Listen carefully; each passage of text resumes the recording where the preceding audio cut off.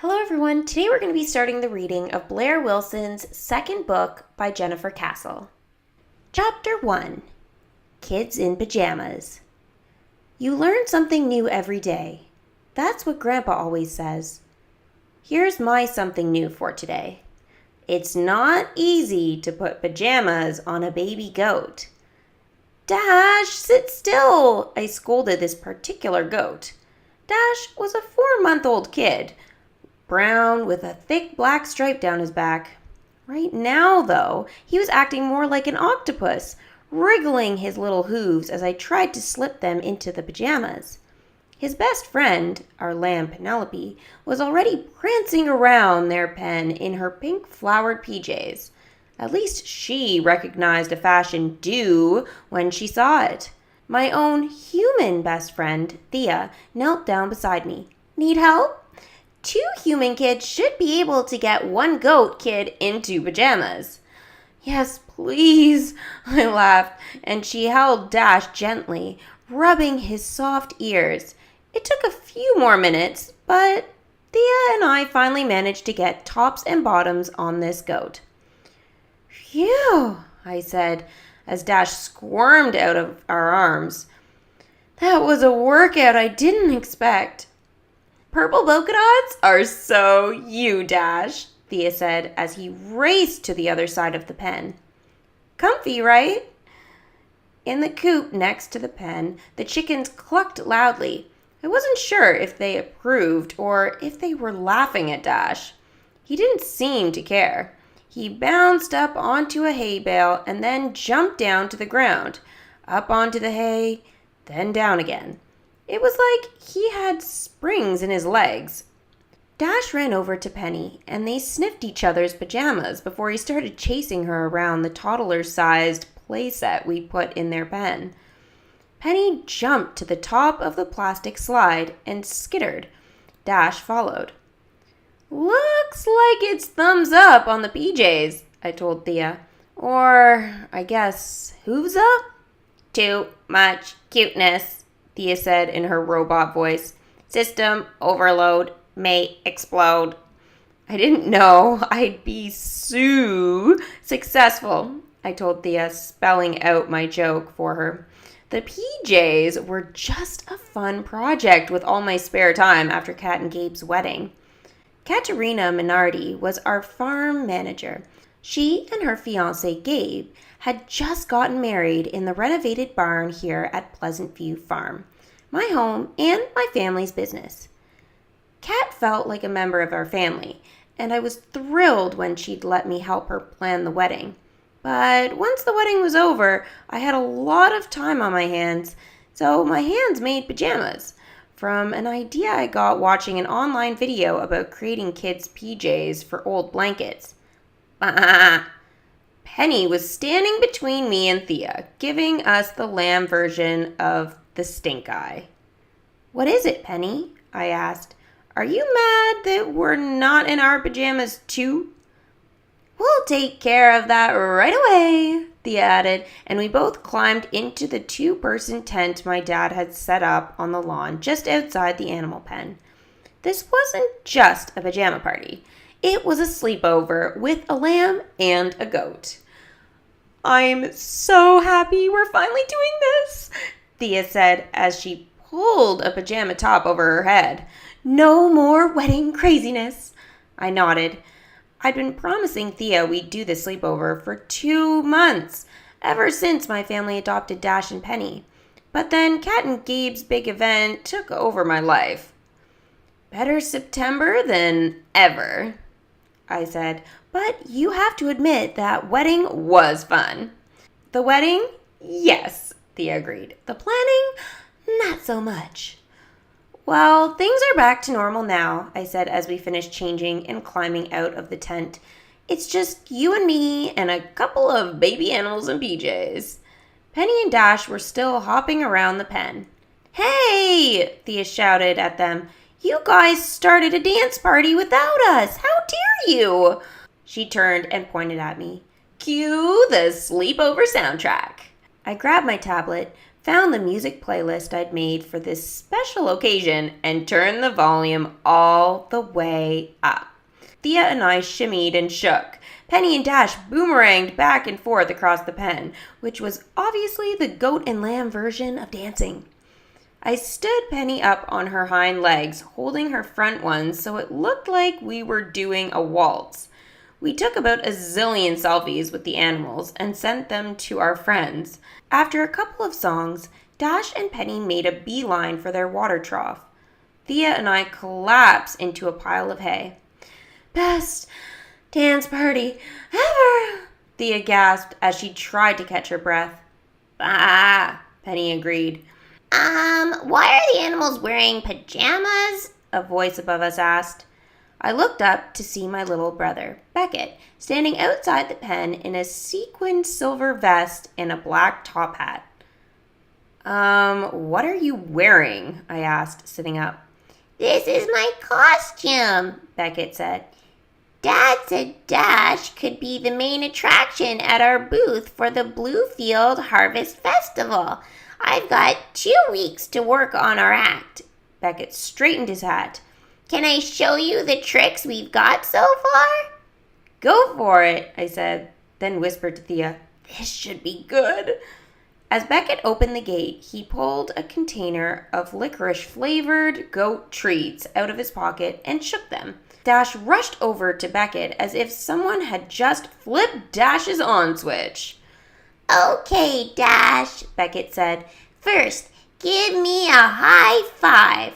Beckett held out his hand, and Dash put one of his hooves in Beckett's palm. "Good boy." Beckett gave Dash a treat as Thea and I raised our eyebrows at each other. "Now," continued Beckett, "show me your best goat disco moves." This time, Beckett held his hand way above his head and started walking backward. Dash stood up on his hind legs and danced as he followed Beckett.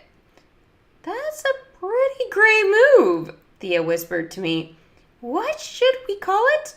"Maybe instead of the neigh-neigh, this could be the meh-meh," I murmured back.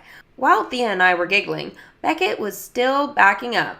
And since he'd left the gate to the pen open, he was headed right for our tent. "Watch out!" I called, just as my brother tripped on one of the tent cords and stumbled through the opening. A half-second later, Dash jumped over him and into the tent. "Help!" Beckett whimpered, struggling to untangle himself from the tent cord. His hat fell off, and Dash took a bite of the rim. "My magic hat!" Beckett cried. I helped Beckett with the cord and pulled him to his feet. But when I crawled into the tent to get Dash, I couldn't find him. "Well, Beckett, it looks like that hat still has magic," I called. "You made Dash disappear." "Huh?" Beckett asked, poking his head into the tent. There was no goat. But suddenly, there was a lamb. Penny had nosed her way inside past Beckett and was sniffing around. Beckett climbed in after her. We were definitely pushing the limits of the 2-person part of this tent. Then I saw Thea's sleeping bag move. "Dash!" I grabbed at the bag, but Dash had squirmed his way to the bottom, twisting it up as he went along. "Thea, we need backup," I called. Thea rushed into the tent. Beckett held the Dash lump still while Thea and I tried to untwist and unzip the sleeping bag. But as soon as we made enough room for Dash to crawl out of the bag, Penny started to crawl in. "Thea, grab Penny!" I shouted. When I managed to completely unzip the bag, there was Dash, with Thea's pillow in his mouth. Well, part of the pillow. "Bad goat!" I scolded, pulling the pillow away from him. Dash hopped out of the tent, and Penny trotted after him. Thea and I looked at Beckett. "That," said Beckett, "is not part of the act." The sun was starting to set behind the Shawangunk Ridge in the distance, and the air felt cooler, crisper. I loved fall in Bluefield, our corner of New York's Hudson Valley. I couldn't wait for the leaves to start changing colors, and for many of the fruits and vegetables we grew to be ready for harvesting, cooking, and sharing. After we sent Beckett and his magic hat back to the house and got Thea a new sleeping bag and pillow, we took the PJs off Penny and Dash and tucked them into their shed for the night. "One tent, two people," Thea said as we crawled into our tent. "What a concept," I replied, turning on the battery-powered lantern. The window flaps were open, and we could hear crickets and cicadas singing their familiar chorus. We flopped onto our sleeping bags, and Thea rolled towards me, propping her head on one elbow. You have hay in your hair?" I said. "You do," she replied. "It's barnyard bedhead. Want to play best and worst?" "Sure," I replied. "You go first." Thea thought for a moment. "Best and worst thing about 5th grade so far." She rolled onto her back and stared at the top of the tent before continuing. "Best. Rosie, Amadi, and Sabrina are all in our class this year. We're going to have a blast. Worst? We're going to get more homework, and it sounds like our projects will be harder." "But they sound like fun too," I said. "I can't wait to start 5th grade community service challenge." Thea rolled back to face me, her eyes lighting up. "Remember my cousin George and his challenge project, Cans for a Cause? Not only did he collect 1,000 cans of dog food for the animal shelter, but he stacked them into the shape of a doghouse." "How could I forget? We've been walking by that framed newspaper article about him every day since 2nd grade. Right inside the entrance to Bluefield Elementary, there was a community service all-stars display case, showing the volunteer projects over the years that were unique or made an extra big difference. When we got to school last week, there was a sign above the case that read, "Hey, 5th grade leaders, ready to rise to the challenge this year?" "It would be awesome to see our projects on display," I said. "Definitely," Thea agreed. "But we have to come up with projects first. Hey, maybe we could make 1,000 pairs of animal pajamas." I laughed. "That would be one way to leave a mark on the community." "Okay," Thea said. "Your turn. Best and worst." Best is easy. Ms. Lewis is a really cool teacher. We'd been back to school for only a few days, but I already knew she was great. She'd made a gift bag for every kid in class with clues to what we'd be learning this year, like polar bear pencils and fraction dominoes. My worst is... I paused because I hadn't told Thea my news yet. My worst is having to get used to eating dairy-free at school. "What do you mean?" Thea asked, giving me a confused look. "I thought you were just on a trial for the summer." "I was," I said, flopping onto my back. "I went back to the doctor last week, and she gave me the go-ahead to eat dairy again." "Seriously?" Thea sat up. "That's great!" she cried. It would have been great if I didn't get sick right away. I had some of Mom's homemade macaroni and cheese, and after I ate it, I got cramps and ended up in the bathroom for an hour. I tried some ice cream a few days later, and the same thing happened. "Oh," Thea's shoulders slumped forward. "So no dairy ever?" I sat up and hugged my knees to my chest. "Not for the foreseeable future." That's what the doctor said. My lactose intolerance is bad enough that even a little bit will make me feel rotten. So no dairy for me now. "Oh, Blaire, that stinks," Thea said. "I'm sorry." "Thanks," I said. I was hoping I could just go back to eating anything I wanted. "But it has gotten easier to avoid dairy, right?" Thea asked. I shrugged. At the beginning of the summer, when I was first diagnosed, it was really hard to be dairy-free. Yeah, it's definitely easier here at home, but school? Well, it's school, Thea said. I get it. I nodded. I know you do, but other kids don't. I know they're going to ask questions, and I just don't like to talk about it. I let my voice trail off. I didn't even like to talk about it with Thea. I bet no one will even notice, Thea said kindly. They will when I say no thanks to someone's birthday cookies. It's going to be so obvious. It doesn't have to be, Thea insisted. It's not like you won't be eating anything. Your mom sent in all those dairy-free snacks. You'll just eat those. No biggie. I sighed. No biggie for her. I just wanted this to magically go away. I flopped down onto my sleeping bag and covered my face with my pillow. Thea lifted up a corner of my pillow. You could try Beckett's magic hat. If it can make a goat disappear, who knows what else it can do? Meh. Dash bleated from inside the shed as though he'd been listening. Thea and I burst out laughing. So much for magic, I said. I woke up to the sound of chickens clucking. I was used to hearing them from my third-floor bedroom, but sleeping right next to the coop was a whole new experience. I stretched and listened to the morning music of their squawks and calls. Thea sat up, rubbing her eyes. What's all the racket? It's Pleasant View Farm wake-up call, I told her. Isn't it great? No, it's early, Thea said with a yawn. Well, Penny and Dash are up. I heard them rattling the door of their shed. Want to help me feed 'em? Thea and I pulled on work boots before letting Penny and Dash out into their pen.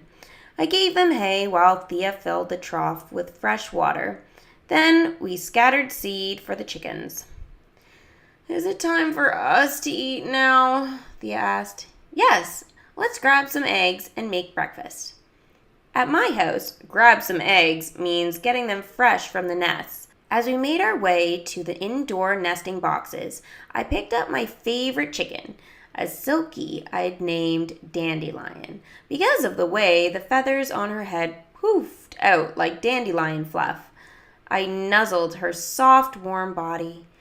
Next time, we'll have a dance party with you guys. Promise, I whispered to her. Dandy clucked as if to say, Don't you dare try to put me in pajamas. Blaire, your bedhead makes you and Dandelion look like twins, Thea teased. We gathered as many eggs as we could hold in our pajama tops and headed towards the house. I could smell something great coming from the kitchen. Mom making breakfast for the B&B guests. My mom is an amazing cook. She's the chef at our farm-to-table restaurant. She taught me everything I know about cooking. This morning, I was going to create a feast for Thea and me. What'll it be? I asked Thea as we approached the big front porch. Omelette? Frittata? Oh, I just found a new recipe for almond milk French toast. Before Thea could answer, there was a roar from the road. We turned to see a motorcycle zooming up the driveway. The bike was bright red, and the rider was wearing a red leather suit and matching red helmet. Well, that's something you don't see every day, Thea muttered next to me. Actually, it wasn't that unusual. Between the restaurant and the B&B, there were all sorts of vehicles appearing in my driveway. Every day, someone new and interesting showed up at Pleasant View Farm. I loved getting to know our guests. The motorcycle came to a stop, and the rider climbed off. Good morning, a man's voice called from inside the helmet. It sounded oddly familiar, but I didn't know anyone who rode a red motorcycle. Who was this? Then he pulled off his helmet. Oh my gosh. Chapter 2. Super Bonita. No way, Thea whispered next to me. Is that really Marco Gonzalez? I finished. OMG times a million. Marco Gonzalez's online video channel, Room Revolutions, is one of our favorites. He's a designer who always comes up with something that makes you go, whoa. Marco smiled wide, put his helmet down on the seat of the motorcycle, and began walking toward us. Blaire? Thea murmured to me. FYI, you now have hay and chicken feathers in your hair. I do. I wanted to brush my hand through my hair, but I was holding the corners of my shirt to cradle the eggs. OMG, not a shirt, a pajama top. I felt heat rush straight from my feet up to the back of my neck. My favorite celebrity designer had appeared at my front porch, and here I was in my pajamas and dirty work boots, with hay and feathers in my hair. A fantastico morning to you, Marco said. Hi, I said, suddenly nervous. Welcome to Pleasant View Farm. I am humbled to be here. My name is Marco. I know. We're big fans, I said. I am Blaire, and this is my friend, Theodora Demetriou, Thea said, in the most grown-up voice I'd ever heard her do. Since she couldn't shake his hand, she raised her egg-filled pajama top as if it were a ball gown and curtsied. Charmed. Marco bowed deeply from the waist. Miss Demetriou, he replied, turning to me. He said, Miss Wilson, young event designer, it's an honor to meet you. Wait, Marco Gonzalez knows my name? And he called me an event designer? Marco looked at our big Victorian house, nodding his approval. This is a stunning home, like a work of art, built in 1880s, yes? Then he turned to the freshly painted barn down the hill. And the renovated barn looks just perfecto. You heard about that too? I asked.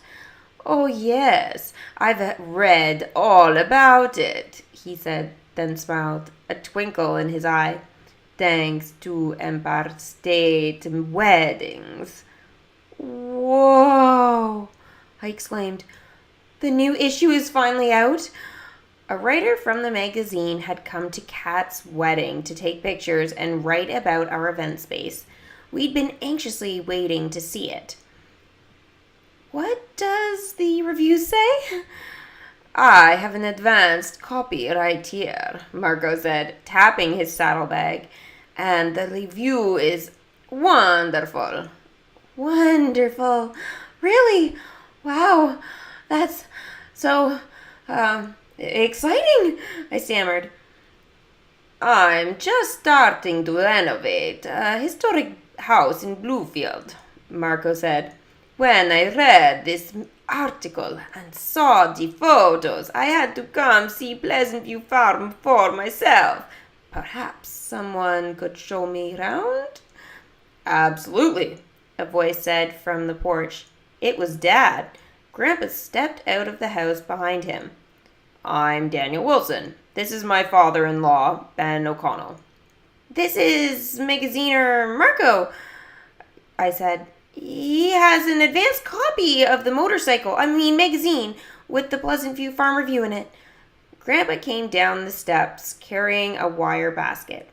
I saw you from inside, Blaire. It looks like you need a bit of help, he said, unloading the eggs from my shirt. He winked at me before gathering the eggs that Thea was holding. Grandpa left the eggs on the porch, and Dad led the way to the barn as he explained all the renovations we'd done. Blaire helped me plan the space, he said, and she put in a lot of elbow grease to have it ready in time for Kat's big day. Marco smiled at me.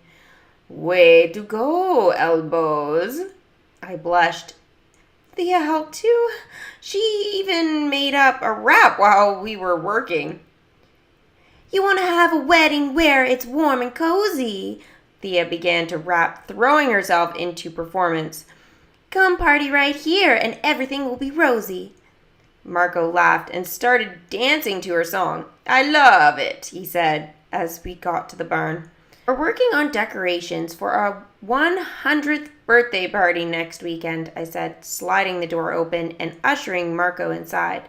Super bonita, he exclaimed, and Thea and I couldn't help giggling. That's a catchphrase he uses when he thinks something really works. And it did look super bonita.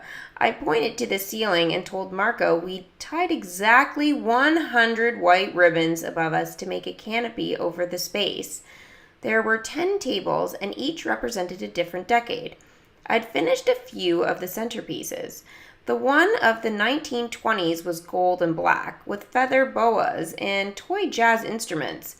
The 1950s table had a mini jukebox and old records.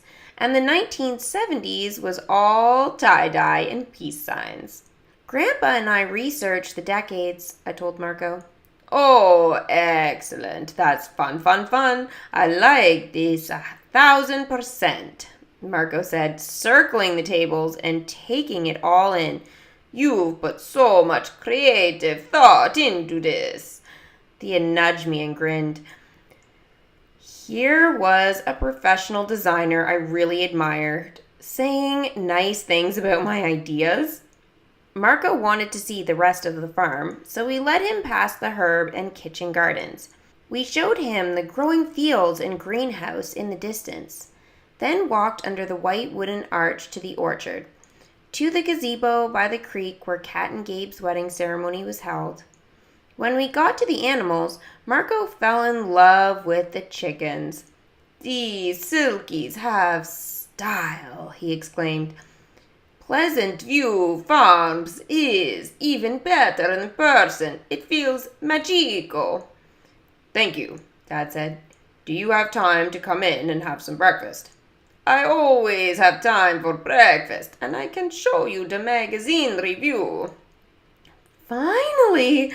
Thea cried, saying what I was thinking. In the restaurant dining room, we introduced Marco to Mom.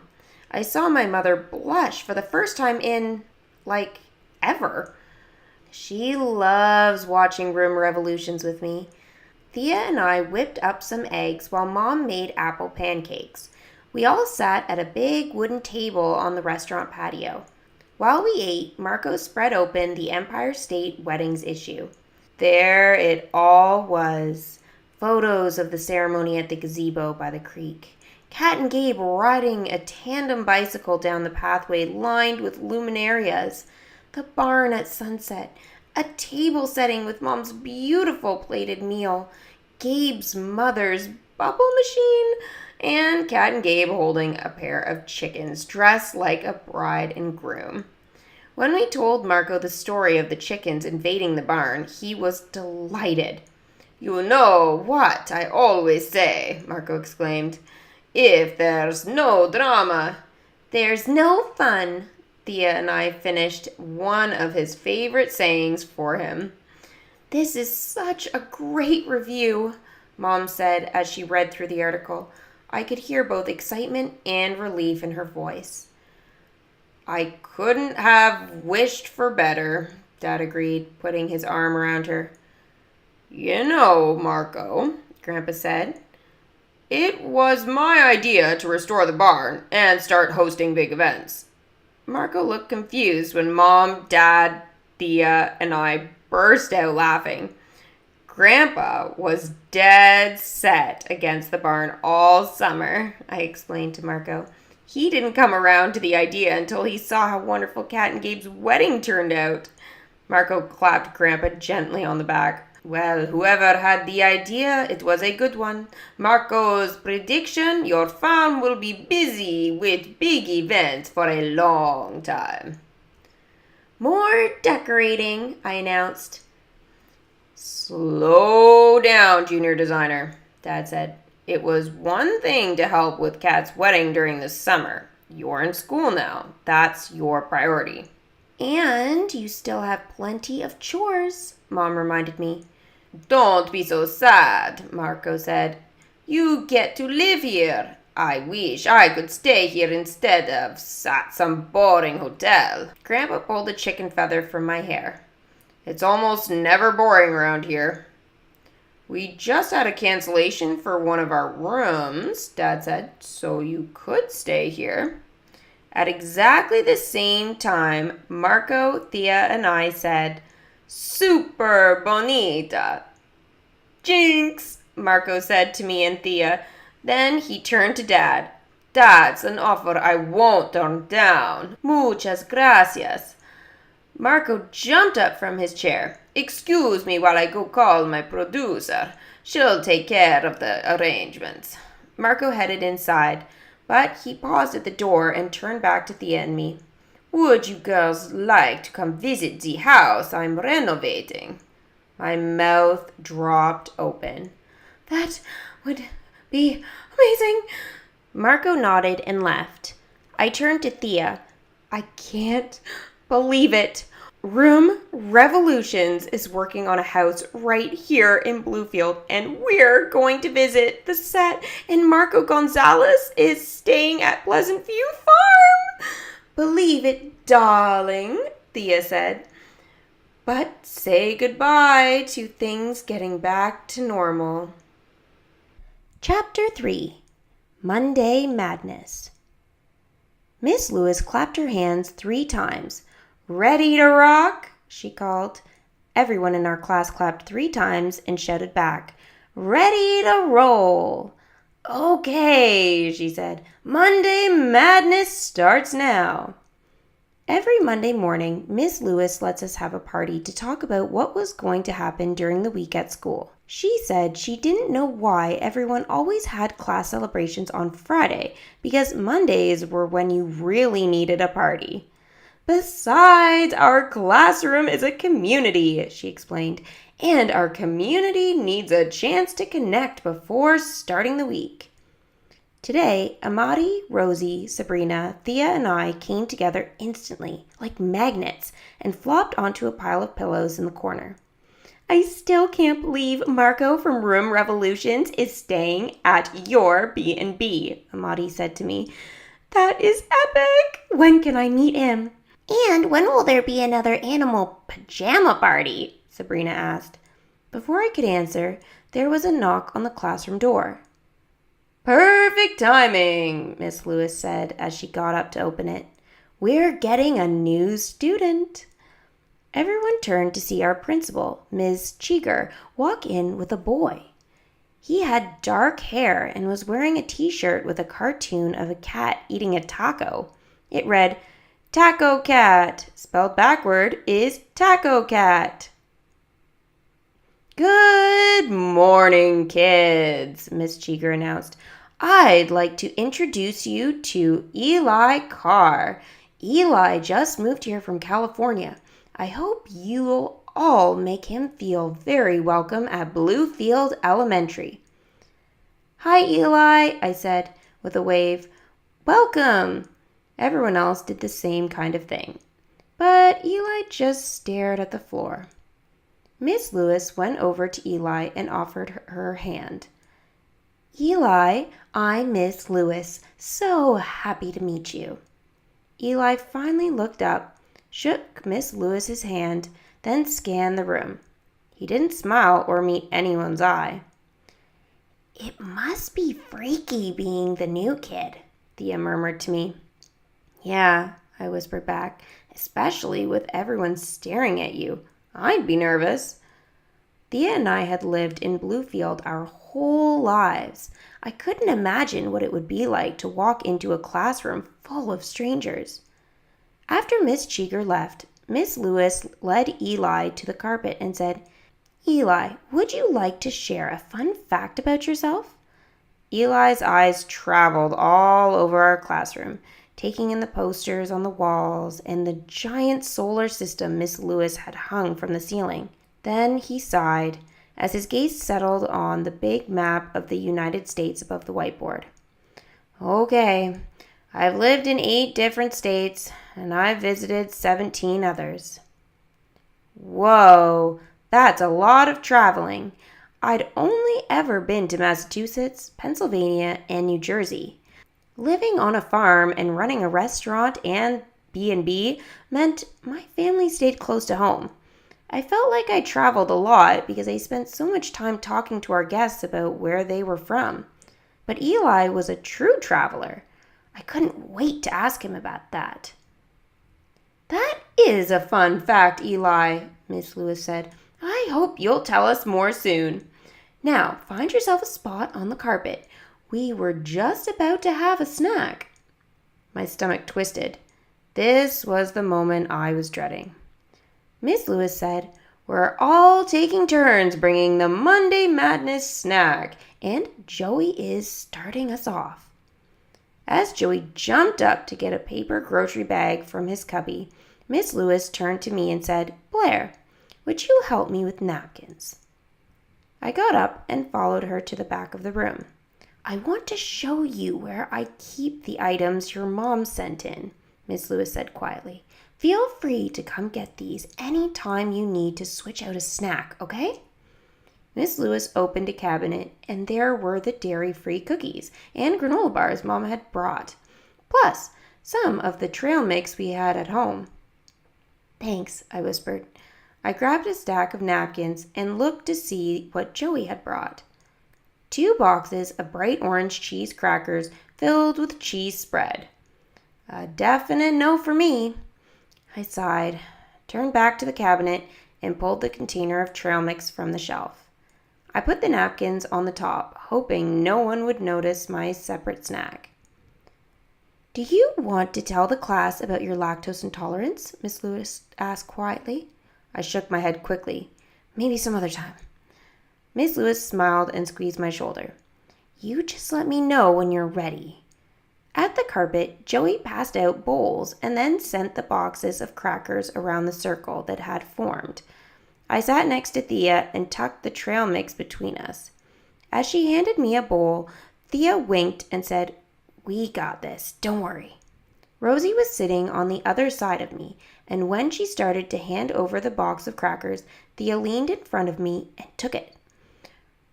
Pour the trail mix now, Thea whispered to me. I took the lid off my trail mix and shook some into my bowl.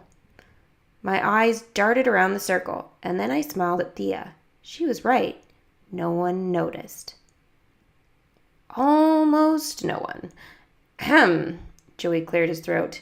He was standing in the middle of the circle with his hands clapped on his hips. Chef Blaire, is my snack not gourmet enough for you? A couple of kids laughed, and my face went red hot. Everyone was staring at me, and I didn't know what to do. It was the moment I'd feared, but 1,000 times worse. Here, Amati, Thea said loudly, passing the cheese crackers without taking any. Thea held her bowl out to me.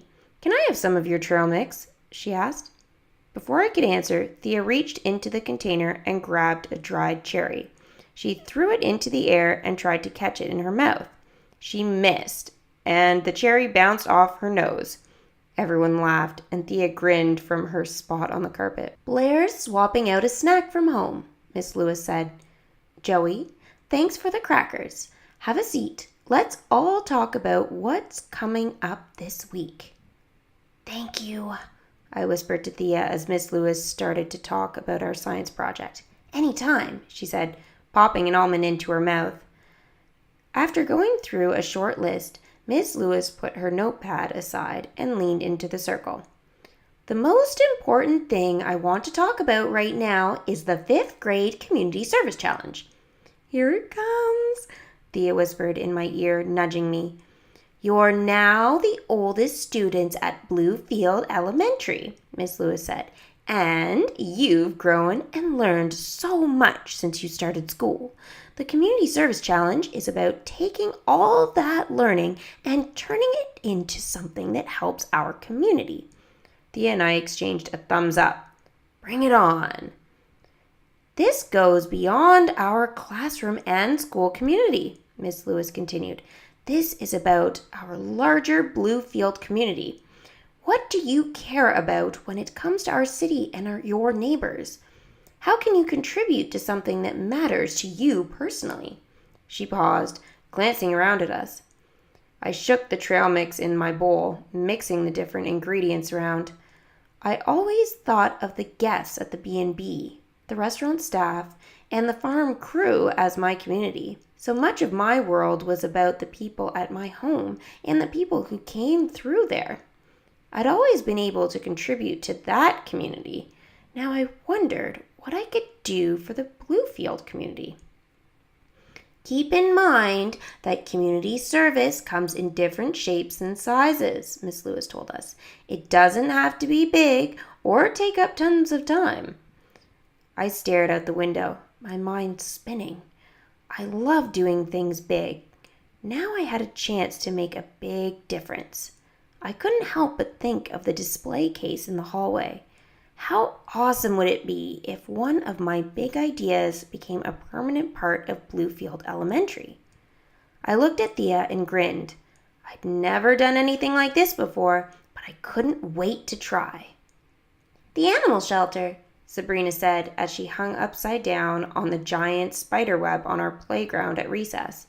"I'm going to see if my parents will let me foster kittens. Maybe I could help my mom coach the little kids' soccer team," Rosie said. 10 5-year-olds plus 10 soccer balls?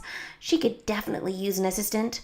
"Some people from my Greek dance troupe perform at seniors' centers and hospitals," Thea said. "I should find out if I can join them." "What about you, Blaire?" asked Rosie. "You're always good at ideas."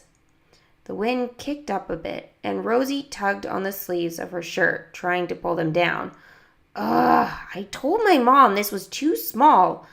I had a growth spurt over the summer, and none of my clothes fit anymore." "Same here," Thea said. "I had to buy a bunch of new pants for school." "Pop, I had a brainstorm. I called them idea sparks when they came all of a sudden, but at just the right moment." "Hey," I said, "my brother and I have a ton of stuff we've outgrown, too. I could collect all the clothing my family doesn't need anymore and give it away. My mom always brings things to Bluefield Helping Hand Center." "Make sure the clothes are in season," said an unfamiliar voice. "No one's looking for summer stuff right now." We all spun around. The new kid, Eli, was sitting in the wood chips underneath the slide with a tablet on his lap. "Hey," Amadi said, dropping down from the spiderweb. "We're not allowed to have devices at school." Eli turned his tablet off, but didn't say anything else. I hopped down from the spiderweb. "Grandpa always says it only takes one kind word to make someone feel welcome. That was his motto at the B&B. "That's good advice," I said. "Thanks." Eli looked up for only a second, then back down. "I'm Blaire. This is Sabrina, Amadi, Rose, and Thea." "Okay," he mumbled. "I like your t-shirt," I continued. "My dad has socks with taco dinosaurs," Thea added. "You know, Tacosaurus." I saw a quick smile cross Eli's face, but he didn't say anything. "Maybe no one explained the rules about devices," I continued. "They're not allowed." He just shrugged and replied, "Miss Cheeger explained all the rules." Then he got up, tucked the tablet under his shirt, and walked away. "Alrighty then," Rose said. "That was awkward," Thea added. "He could be, a little friendlier," Sabrina said. "He's probably nervous with the new school thing," I said. "I'm sure he'll warm up." "I hope you're right," Thea said. As I watched Eli walk across the playground, I wondered what friends he'd left behind when he moved. It's going to be weird for him to pick a community service project since he just moved here, I said. "I didn't think of that," Sabrina said. "Maybe we can help him," I suggested. Thea looped her arm in mine. "Blaire, if you were a superhero, your name would be Mighty People Person." I looked back at Eli, who was all alone. Well, Everyone could use a friend, I said. And if Eli will let me, I thought I'll be his. Chapter 4. Helping Hands. There were 3 items left on my bed. A green velvet dress I got for Christmas 2 years ago. The jeans with the embroidered flowers running down one leg that I wore every single day in 3rd grade. A pair of old rain boots covered in smiling ladybugs that hadn't fit since I was 5. I loved these clothes. I'd totally outgrown them, but it was hard to put them in a giant plastic bag with other stuff I was donating. So I'd come up with a way to keep them forever. "Smile," I said as I held my tablet over the dress and took a photo. I did the same thing with the jeans and the rain boots. I was going to put the photos on the big bulletin board in my room, my inspiration board, so I'd be reminded of how great these clothes had made me feel. As I added the clothes to one of the bags, I told them, "It's someone else's turn to love you guys now." Mom peeked her head into my bedroom. "Ready?" "Yep," I said, showing her my 2 bags of clothing and shoes. Mom, Dad, Beckett, Grandpa, and I had all gone through our closet and drawers. We had a total of 8 big bags to donate. Awesome. Dad and Grandpa are dealing with an overflowing toilet in one of the guest rooms, so we need to get back in time to set up the afternoon coffee service. Yuck, I said as Mom and I each took a bag and started down the 2 flights of stairs. Wait, I hope it's not Marco's room. That would not be super bonito, would it? Mom said from behind me. We were on the back stairs that led to our family kitchen. I squeezed through the narrow kitchen doorway with my bulky bag. I couldn't see where I was going as I headed down the hall, so bam! I walked into something. Ow! Oh no, I walked into someone! Ugh, I hoped it wasn't one of our guests. I peered cautiously around the bag. It was Kat. She was rubbing her nose from where I'd bonked her with the bag, her new wedding ring sparkling in the afternoon light.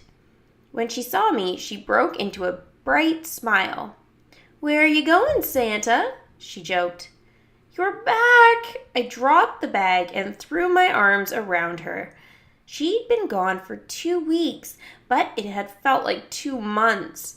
Pleasant View Farm just wasn't the same without her. Behind me, Mom saw Kat and dropped her bag to join us in a group hug. "How was your honeymoon?" Mom asked when the 3 of us pulled apart. "It was amazing. We hiked." The phone down the hall at the front desk started ringing. "Hold that thought," Mom said, dashing to the desk. "What's all this?" Kat asked, gesturing at the bags. "We are donating clothes to the Helping Hand Center." Blaire," Mom called, her hand over the phone. "We'll have to wait and do our delivery later. I need to deal with this." "I can take Blaire," Kat suggested. "We have a lot of catching up to do." She raised an eyebrow at me and smiled. "I know you've got a ton to tell me." "Thanks," Mom said, turning back to the phone. We took the bags to Kat's truck and loaded them into the back. "Well, that's interesting," Kat said, nodding her head towards the herb garden, where someone was sitting in the dirt amongst the plants. "Hi, Marco," I called. Marco waved back. "He knows there are lawn chairs, right?" Kat asked. I giggled.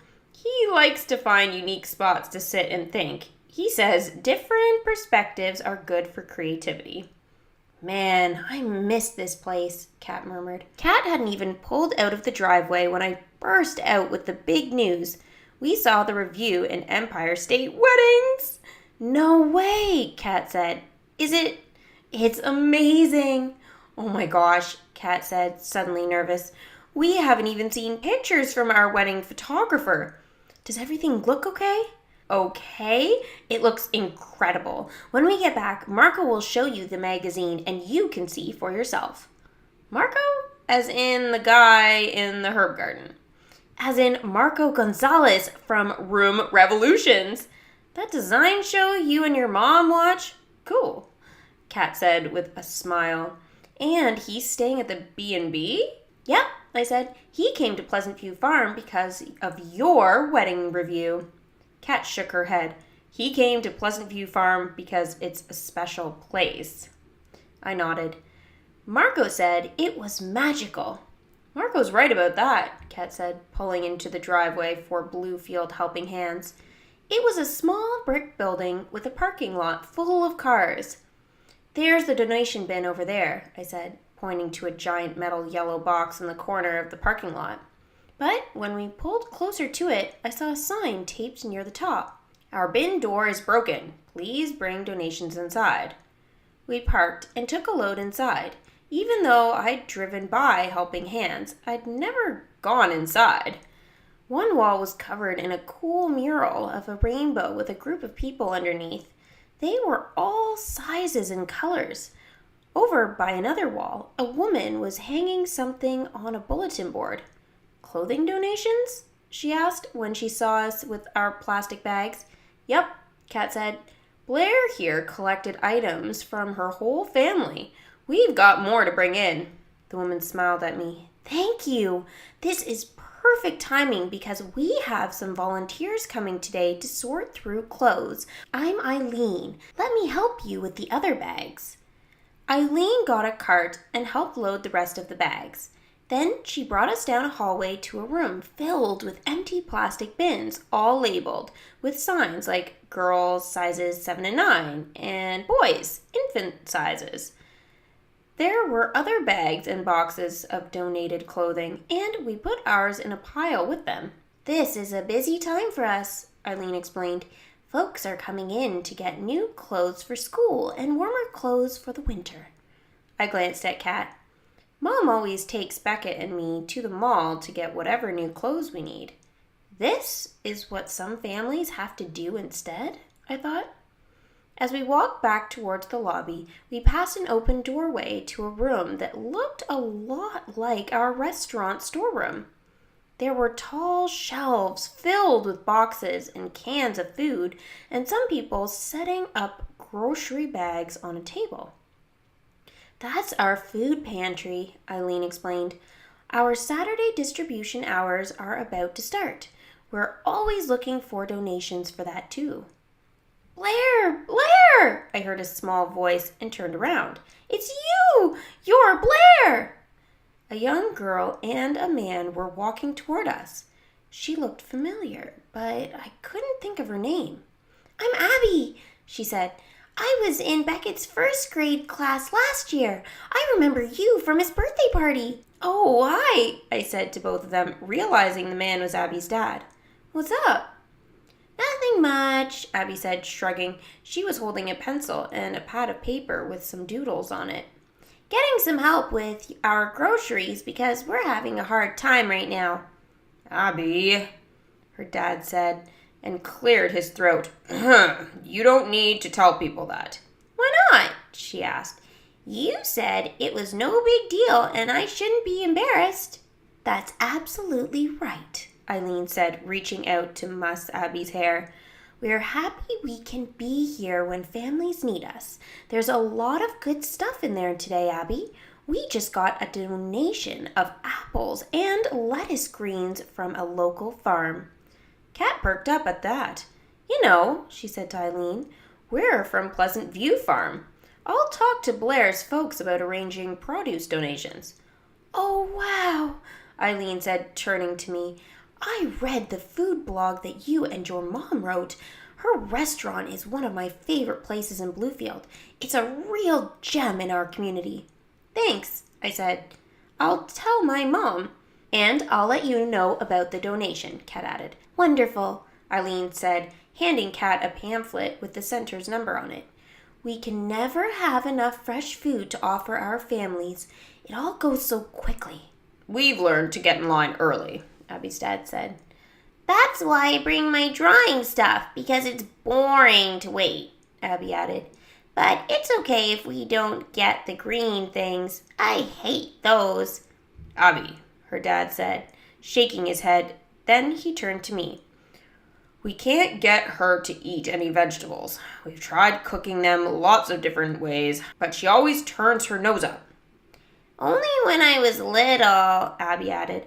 I threw some spinach across the room because it tasted so gross. There's still a stain on the wall. I knew everyone had vegetables they didn't like, but I couldn't imagine not eating or cooking any at all. Suddenly, idea sparked. "Hey, Abby," I said, "have you ever tried cooking vegetables yourself?" Ew, no, she replied, scrunching up her nose. Plus, I'm only 7. I don't cook. But anyone can cook, especially if you have a grown-up's help. I cook all the time. Do you remember the lunch from Beckett's birthday party? I made that with my mom. Abby's eyes grew wide. Those were the best chicken tenders ever. And Beckett had a very delicious cake, too. What if I gave you some of my favorite vegetable recipes? I asked. Would you try one? Abby gave me a sideways look, then smiled. If I do, will you make lunch for my birthday in October, including a cake? Her dad started to say something, but I held out my hand to Abby for a high five. Deal, I said as Abby slapped my palm. But back to those veggies. I'll make up some recipe cards and you can pick one. That's a great idea, Eileen said, her eyes bright with excitement. Would you be able to make extra? I'd love to have some available here at the center for other kids and their parents to take. Of course, I said. I'll make a whole bunch. Dad! Abby burst out suddenly, tugging her dad down the hall. The pantry's open! Bye, Abby, I called. Bye, Blaire! Can't wait for my birthday lunch! Abby suddenly rushed back to me and handed me a piece of paper. Here, I drew this puppy wearing a fairy costume. You can have it.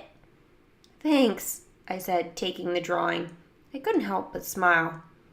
Goats in PJs, puppies in fairy costumes. Abby and I had a lot in common. I should go help with the distribution, Eileen said, waving to me and Kat as she started to follow them. We'll talk soon, I'm sure. As Kat and I walked out of the building, past other families who were arriving for the food distribution hours, Kat put her arm around me. I'm glad that donation bin was broken, she said. Why? I asked. Well, it's one thing to push a bag of clothes through a little door. It's much cooler to meet the people who helping hands actually helps. I carefully folded the drawing Abby gave me and tucked it into my pocket. Kat was right. The center wasn't a place for random strangers anymore. It was there for a kid I knew, and I could do something to help her. I couldn't wait to get started on my recipe cards. Chapter 5. Inspiration in the Attic. Ooh, ooh. Thea, stop making ghost noises. I nudged my friend as we sat in the back seat of Grandpa's van the next day. You're creeping me out. This place is creeping me out, Thea replied. We were heading up a narrow, winding road lined with droopy willow trees on either side. The branches swayed in the breeze and looked like arms that were trying to grab the van. The driveway was full of potholes, and even though Grandpa was going slowly, we were getting bumped and jostled around. A thick morning mist made it impossible to see what was ahead of us. We rounded a sharp bend, and suddenly, there it was, 4 stories high. I'd seen stone houses before. They were all over the Hudson Valley, but never one this big, or this eerie. Several windows were boarded shut, and scraggly vines hung over the porch. 2 of the front steps were broken. Haunted, Thea whispered. Definitely. Empty, Grandpa said with a chuckle. For years. He parked the van behind 3 other cars in the driveway. And I recognized Marco's motorcycle. A family who just moved to Bluefield is fixing it up. It's going to take a lot of fixing, Thea said. I nodded. What a fun project. I can't wait to see the inside. Grandpa knocked on the ginormous front door. I bet this thing is going to open by itself, Thea whispered as I rolled my eyes at her. When the door did open, I was grateful someone was standing behind it. You must be the Pleasant View farm folks, the woman said. I'm Suzanne, I interrupted. Marco's co-assistant. I recognize you from the videos. I'm Blaire. This is my friend Thea and my grandpa Ben. Come in, Susan smiled as she led us inside. Marco's hard at work in the library. Suzanne walked us through the house, which was dim and dusty, but full of ornate woodwork. Look at those molded ceilings, Grandpa said, and I craned my neck to see swans flying along the rooms. There was a wide staircase with a wooden banister. There were posts with enormous swans carved into them on either side. Thea paused to copy the swan's pose, stretching her neck long and spreading her hands like wings. I giggled and tugged her down the hallway. The library was a big space with tall windows and built-in bookcases. There were bright lights set up around the room.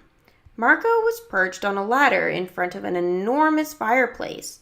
Behind him was a man with a video camera and a woman with a fuzzy black microphone attached to the end of a long pole. Blaire! Thea! Marco called when he saw us. Welcome! Hello, Mr. O'Connell. You girls are here at just the right moment. I need someone with small fingers. Thea and I exchanged a confused look. Strange, but interesting.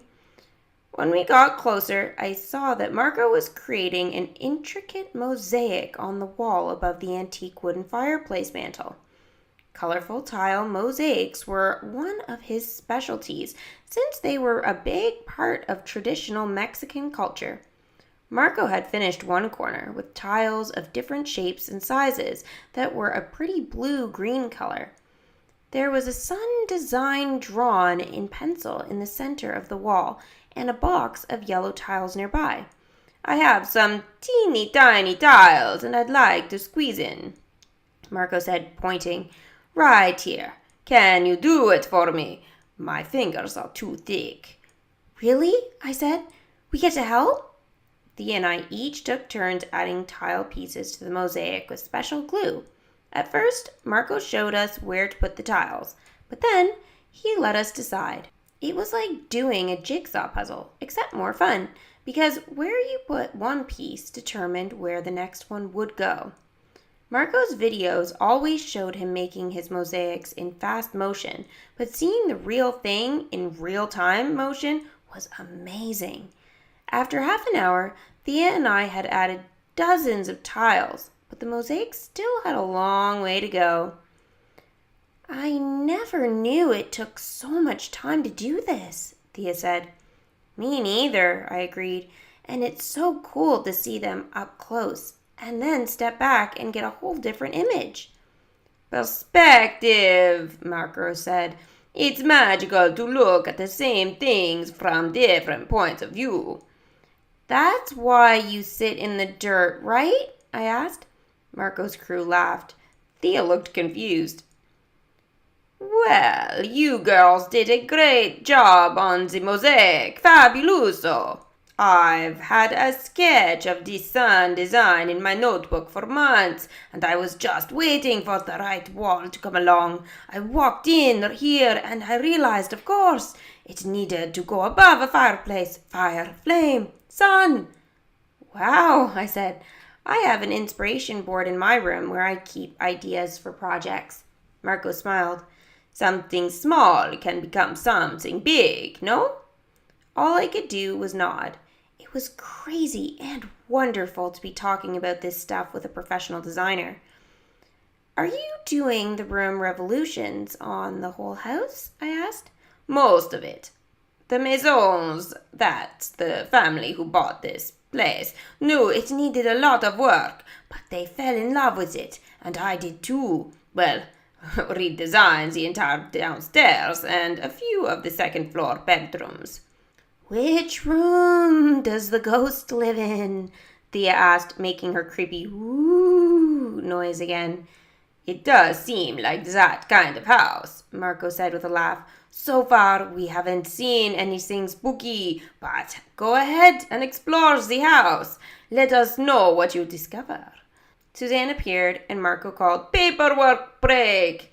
The guy with the camera stopped filming. Funny, I'd forgotten he was there. When Grandpa started chatting with the crew, Thea looked at me and stroked an imaginary beard. It was something she did as part of her evil villain character. "So," Thea said, sounding super devious, "where would we start our snooping? Upstairs?" "Oh, yeah," I said. "Race you." I took off up the staircase, Thea behind me. We stopped short on the second floor landing. There was a long hall lined with doors. All the doors were open, and dust motes floated in the dim light. Creepy.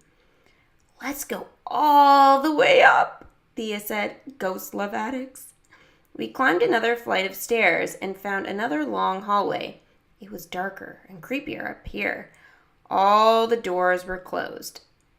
"This is my kind of spooky," Thea said, then put her hand on the first doorknob. "Okay, what do you think is in here?" I said, "Probably a bedroom." It was an empty closet. We made our way down the hall, making crazy guesses about what was behind each door. A bathroom big enough for an elephant to take a shower. A kid's bedroom filled with stuffed animals. Of course, we were wrong every time. The rooms were all empty and dark. "Now this one," Thea said, reaching for the handle of a narrow door at the end of the hallway, "is a portal to a secret universe where pigs fly and everyone's purple." "Okay then," I said, laughing. "Let's go." I flung open the door, expecting to see another closet. "Whoa. Stairs!" Thea exclaimed. "Steps to a secret universe. Told you." "Or to the ghost's bedroom?" I said. The stairs were narrow, even narrower than the back stairway at my house, and they didn't look all that sturdy. "Come on," Thea said as she started climbing the stairs. "Maybe we should go up with an adult," I said, but Thea was already halfway up. When we reached the top of the stairs, Thea flicked a light switch in the wall. Whoa again. It was a giant attic space, stretching as far as we could see. It must have gone the length of the whole house. The wooden beams of the arching roof reminded me of a cathedral we visited in the city once. Thea and I took a few steps. The floors creaked under our feet. "Gah!" Thea exclaimed as she walked right into a spider web. "Ew," I said, wiping the web from her face and flicking it off my fingers. "I'm okay," Thea said, distracted. She walked into the middle of the space and turned slowly in a circle. "If this were my house, I'd turn this into the Theodora Theater.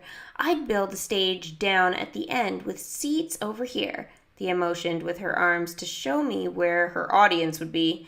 "Then we'd have a place to perform our own plays and stuff. What about you?"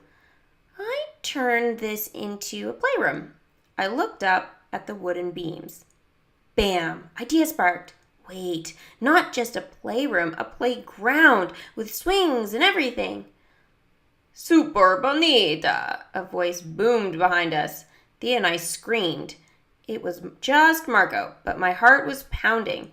"I had no idea you were there," I stammered. "Sorry," Marco said with a laugh as the rest of the crew followed him up into the attic. "But what else would be in this attic playground of yours, Blaire?" he asked. "What else?" I asked, starting to walk around, getting a feel for the space and my idea spark. "Well, it's tall enough for a fort with different levels and a climbing wall and slides that land in a huge ball pit." I looked up at the beams. "You could hang swings from the rafters and some rope ladders too. And there's plenty of space for a seesaw." Marco retracted my loop around the attic, followed by his crew. He was smiling. "I'm seeing what you're seeing," he said. "What would you put on the walls?" That side could be painted blue with white clouds like a sky, I said, then pointed to the other wall. And that one could be painted dark blue with stars like night. Yes, I see that too. Ah, this will be fantastic surprise for the Masons. Wait, you're really going to turn this attic into an indoor playground? I asked in disbelief. Of course, Marco said. It's too good of an idea. The family has 4 kids. They would love it, and it would be a true room revolution, no? Suzanne, come, let's capture this inspiration into notes. Suzanne rushed over to Marco and they started talking, the camera crew circling them. Thea stepped up beside me and took my hand, squeezing it. Amazing, she said. Bam! Idea spark number 3. Hey, Marco, I said. Thea had a great idea. There should be a stage and seats at one end. The kids can act out skits and put on plays. Fantastico, Marco exclaimed. Thea's eyes grew wide. She squeezed my hand even tighter. Our ideas were going to be on room revolutions. This is so much better than finding a ghost, she whispered. When I got home, Beckett was in the pen with Dash and Penny. He was wearing his magic hat and holding my old hula hoop. How's the goat act coming along? I asked. Great, Beckett answered. Now I'm teaching Dash how to jump through a hoop. Behind Beckett, Dash was chewing on the hoop. Good luck, I called, heading inside. I found Mom and Dad in the Pleasant View Farm office. We don't even have a calendar for 2021 yet, Dad was saying as I peeked my head in. He and Mom were sitting at a round table with papers spread out in front of them. Well, we'd better get one, Mom replied. People plan weddings really far in advance. Hi, honey. How was the house Marco's working on? Dad asked. It was amazing. I sat down and told them everything, from the spooky driveway to the attic adventure and my idea for the playground. And Marco says he's going to do it. Mom was impressed. That all sounds pretty exciting. Here's the best part, I said. He filmed me telling him my ideas, and he wants to put it in the show, but he needs your permission first. Mom and Dad exchanged a glance, and Dad said, Okay, we'll talk to Marco when he comes back. Fantastico, I said. Then I jumped up.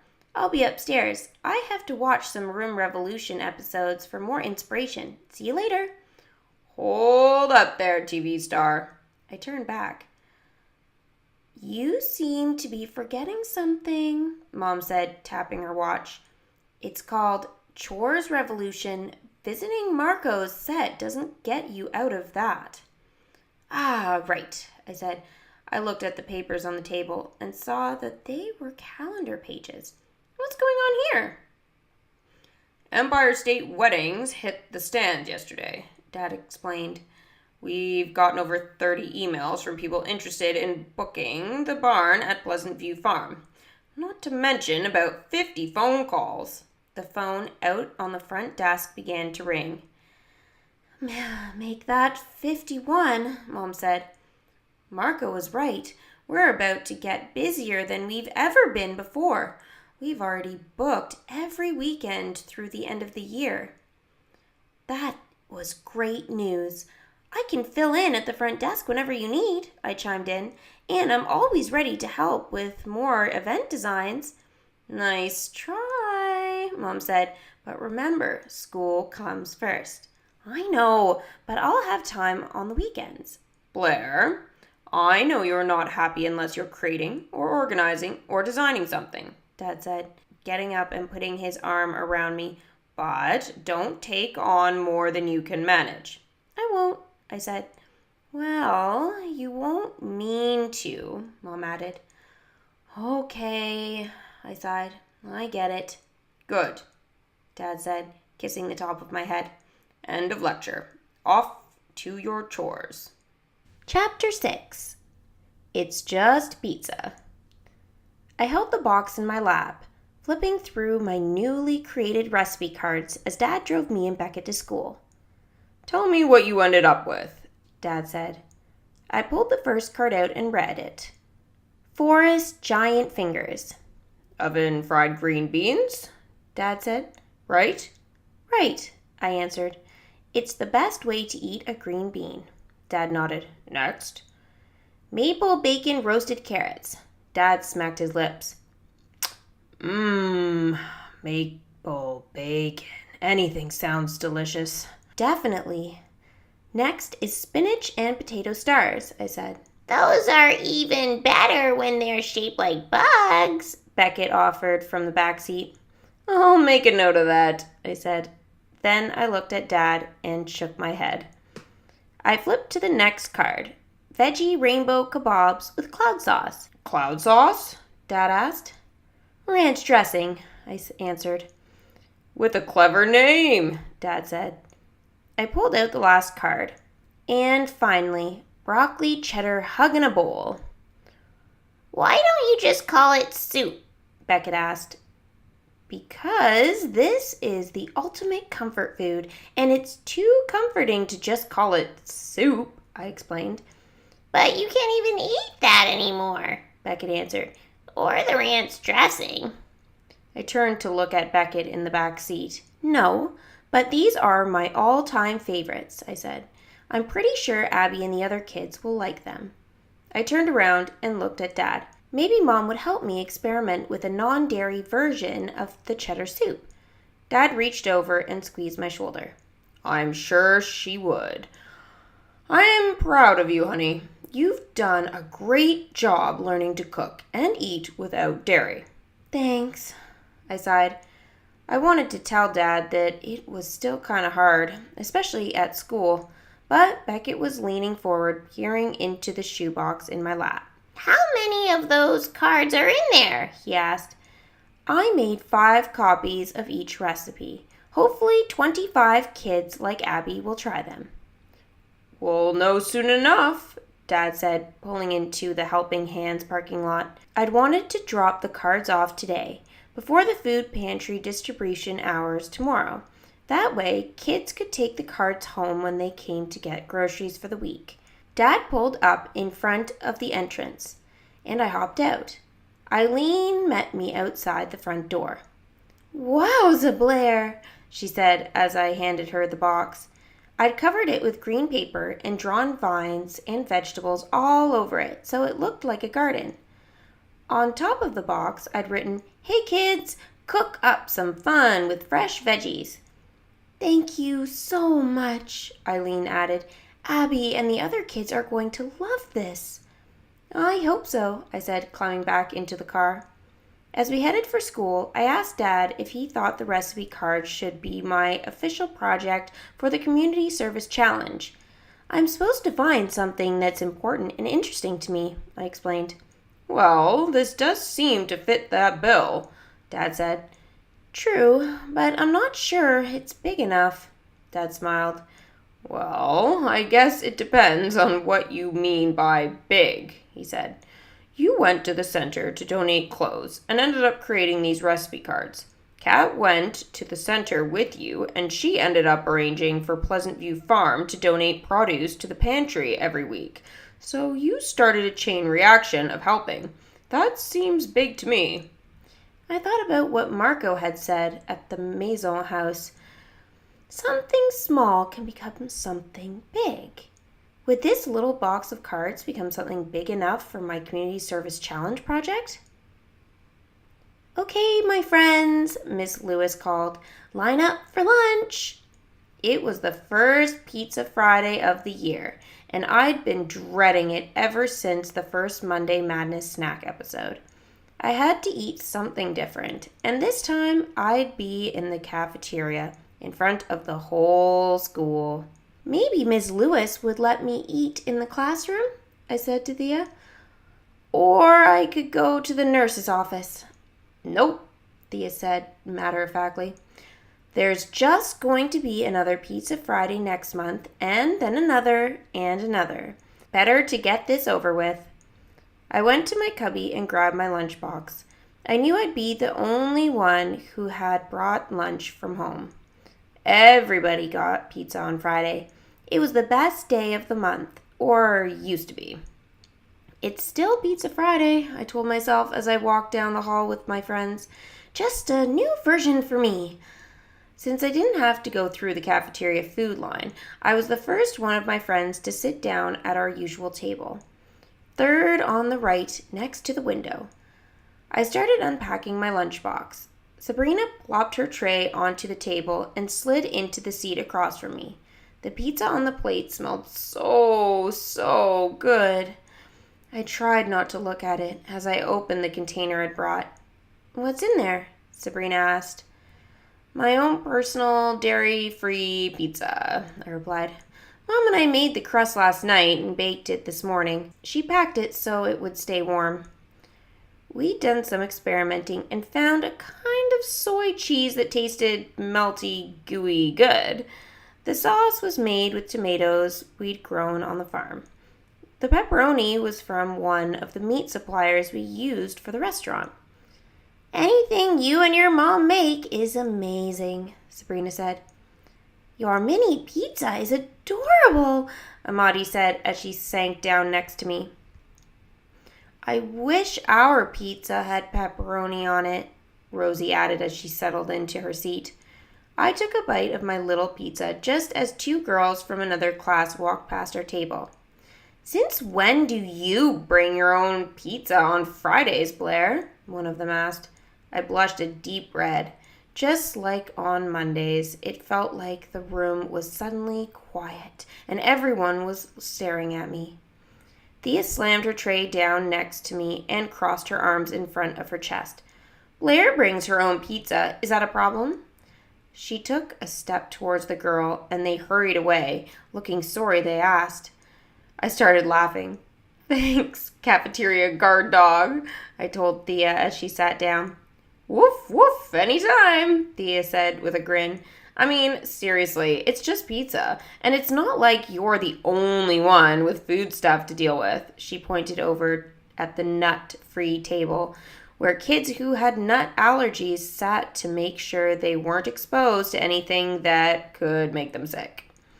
"You're right," I said. "Being around other people eating dairy isn't dangerous for me." I was glad I didn't have to sit at a separate table without my friends. There were plenty of people who had it worse than me in the foods you can't eat department.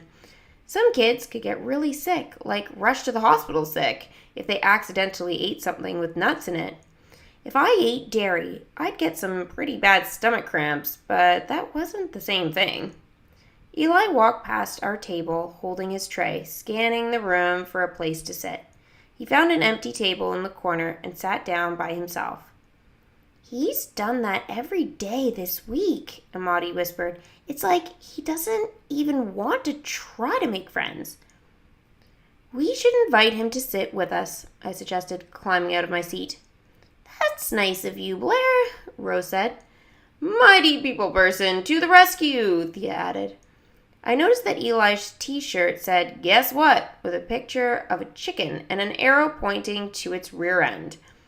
It took me a second to figure it out. "Guess what, chicken butt?" I giggled. Eli had a good sense of humor in there somewhere. "Hey," I said with a little wave. Eli replied, chewing his pizza. When he swallowed and said, "What's up?" "Do you want to come sit with us?" Eli peered over at our table, where my friends were pretending not to look at him, even though it was totally obvious they were looking at him. "No, thanks. I'm good." "Okay, then can I sit here for a minute?" Eli just shrugged. I sat down. "So, what do you think of Bluefield so far?" I asked. "Haven't seen much yet," he mumbled, looking up at me for only a second, then back down at his pizza. "My mom and I have been busy unpacking, but mountains, yeah, lots of woods and farms, cool." I sat up straighter. "I live on a farm. My family owns Pleasant View Farm. Have you heard of it?" Eli shook his head. "We'll have a booth at the Bluefield Harvest Festival tomorrow. You should come visit us there. There's food, crafts, music, and a farmer's market. They close off Main Street, and the library runs a used book sale. There's even a bouncy house and pony rides. Pony rides? Eli said. Okay, maybe that's not your style, I said with a laugh. But the bicycle shop has a booth right by the rail trail, and you can get your bike tuned up for free. The festival's a great way to check out all the things to do around here. Bluefield Harvest Festival, Eli said. Got it. He started eating again, and I kept talking. We'll have some of our produce for sale, I added. We grow food on the farm, and my mom's the chef at our restaurant. My grandpa runs a bed and breakfast in our house, and my dad just renovated an old barn for big events like weddings. I helped. We have chickens and a goat and a lamb. I just made them pajamas. He raised an eyebrow. Pajamas? You kind of have to see it to get how awesome it was. If you go to the blog on our farm website, there's a video. Now Eli put down his pizza and his eyes looked bright and excited. You make videos? Sometimes. Why? I make them too, like all the time. I started making them with my... Eli stopped and looked at someone behind me. It was Thea. Hi guys, can I join you? I'm done, Eli said. He stood up, shoving the last of his pizza in his mouth, then grabbed his tray and left without another word. Sorry, Thea said to me. It looked like you guys were actually talking, so I came over to say hi. We were talking, I said. He likes to make videos with, well, that's all I know, I shrugged. Thea smiled. Hey, you found out something about the mysterious Eli. Leave it to Blaire. Want to get a popsicle? She asked. For sure. Thea and I were both allowed to get dessert on Fridays. Mom and I had talked about the snacks I could buy, and fruit popsicles were totally safe for me to eat. As we joined the others at the ice cream freezer, Thea and I both grabbed a strawberry popsicle.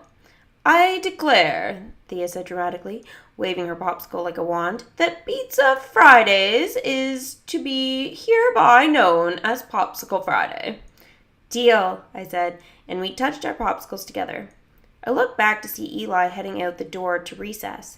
He'd seemed so excited when we were talking about videos. What was he doing? What was he going to say before Thea came over?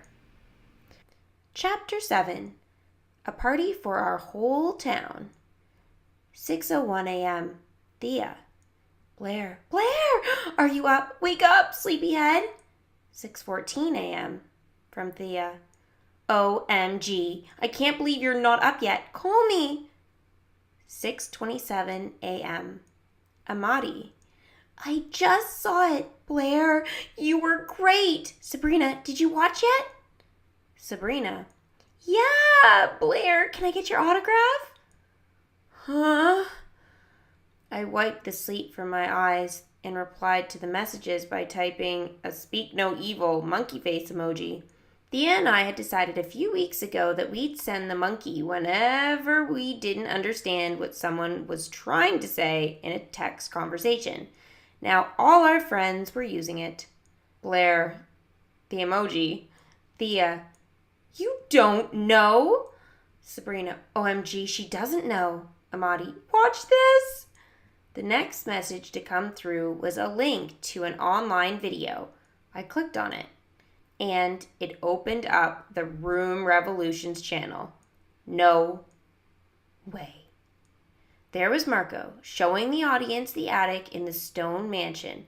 Next came a girl talking about how she would turn that space into an indoor playground, and that girl was me. Thea was in the video too.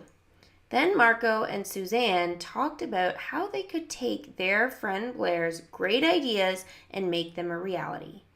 There were a few scenes with Marco, Susan, and a construction crew building the play structure I talked about. It was all there.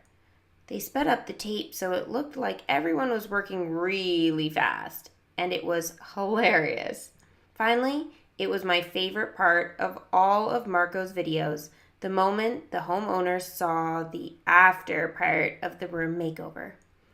Marco brought the couple and their kids, a 9-year-old boy, a 6-year-old girl, and twin toddlers, up the attic stairs and had them cover their eyes. When they opened them, they all gasped and laughed. The kids rushed towards the play structure, and the parents hugged Marco. When the video was over, I scrolled down the page to see that it already had thousands of likes and hundreds of comments. Whoa! I jumped out of bed and ran down 2 flights of stairs to the front desk, where Dad was eating a breakfast wrap with one hand and trying to type with the other. "Did you see this?" I asked, waving my tablet at him. "What did Beckett do to your tablet now?" Dad said, sighing. "No, the video! Marco's video!" Dad just blinked at me blankly. "What video?" Dad dropped his act now, breaking into a wide smile. "Yes, of course I saw it. Marco showed it to me and Mom yesterday. He wanted us to see it before he posted it to make sure the part with you in it looked okay." "And you didn't tell me?" He shrugged. "We figured it would be more fun for you to find out from your friends. They must be excited." Just a little?" I said, handing Dad my tablet and showing him the string of messages. "There she is," said a voice above me. "Room Revolution's newest design consultant." I looked up to see Marco coming down the stairs. "Tell me you watched it," he added when he reached the first floor. "I watched it. Did you love it?" "It's so cool, Marco. I wish I could have been there when you did the big reveal." "Me too. We'll have you there for the big moment next time." "Next time?" Sure." Kat came in the front door. "Hey, Sprout, you're still in your pajamas?" "I've got the truck loaded up. We've got to go set up for the festival." I grabbed my tablet from Dad and handed it to Kat. "I'll go get dressed, but first you have to watch this." Kat loved the video, and I watched it over and over as she drove into town. As Kat and I finished setting up our booth, Thea arrived. "Small fingers," Thea shouted when she saw me. We watched the video together 3 more times. We would have kept going, but when Mom showed up, she said we had to shut off the tablet. "Go enjoy the festival," she said, unpacking supplies for samples from the restaurant menu. Thea and I were leaving the booth when I felt something tugging at the back of my shirt. I turned to see Abby and her dad. "Abby insisted on coming to the Pleasant View Farm booth," Abby's dad explained. "She wanted to see you." Abby smiled and pulled a piece of paper out of her pocket, then handed it to me. It was another drawing. This one of a heart with arms and legs and a face saying, "Thank you for the recipes, Blaire," in a speech bubble. "I love it," I said, clutching the drawing to my chest. "Which recipe did you take?" I took 2 of them. The one with the giant fingers and the one with the soup. "How did they turn out?" I asked. The fingers came out good. They were yummy. Abby's dad smiled and flashed me a thumbs up. "That's Beckett's favorite too," I told her. "What about the hug in a bowl?" We couldn't make that one. Abby scrunched up her face. They didn't have broccoli at Helping Hands this week. "Hopefully next time," her dad added. "Oh, right," I said, puzzling out what Abby and her dad were saying. They couldn't always get the ingredients they needed for a recipe. At my house, all I have to do is walk outside to get fresh vegetables. My friends' families can just buy what they need at the supermarket, but some people can't do either, I realized. Abby shrugged it off, though. "Will you go with me into the bounce house?" "Yeah, of course," I said. "This is my friend Thea. Can she come too?" "Sure." 10 minutes later, Abby, Thea, and I were having a contest to see how many times we could jump high enough to touch the roof of the bounce house. Thea tried to do some of her moves from her Greek dance troupe, and I showed Abby how to do a seat drop. After our time in the bounce house was up, We tumbled out, one after the other, our faces red from laughing so much. Abby's dad was waiting for her. "Hey, we're going to grab some kettle corn. Want to come?" I asked Abby. Abby looked hopefully at her dad, but he bit his lip and shook his head. "Maybe another time," he said. "We'd better get going." Thea and I said goodbye to them and headed for the kettle corn booth. I looked back as we walked and noticed that Abby and her dad weren't leaving. They were at the library book sale looking through the bin marked "one free book for every child." Then I got it. Abby's dad probably said no because they didn't have the money to buy kettle corn. It probably wasn't easy for him to explain that. I thought about how difficult it was for me to explain why I couldn't eat dairy. I guess I knew how Abby's dad felt. I wanted to run after Abby and tell her I'd use all my saved up allowance to buy her as much kettle corn as she wanted. But when I looked back again, she and her dad were gone. I spotted a booth with the Blue Field Helping Hands banner. Eileen was at the table, handing out flyers and free magnets with the center's information on it. "Hi, Blaire," Eileen said when Thea and I came up to the table. "Your recipe cards were a hit. Lots of kids took them. We could use more if you're up for making them." "Yeah, sure," I said. "But I hope kids can actually make the recipes. I didn't realize that some people couldn't get all the ingredients." "It's true," Eileen said. "I suppose we could offer only the recipes that match the produce we have that week, but I'm never sure what we're going to get and when." Now she sighed. "There are so many families dealing with food insecurities right now, and they depend on us." "What's food insecurity?" Thea asked. "It's when you don't have regular access to nutritious food," Eileen explained. "Some families don't know from day to day what they'll be able to feed their kids."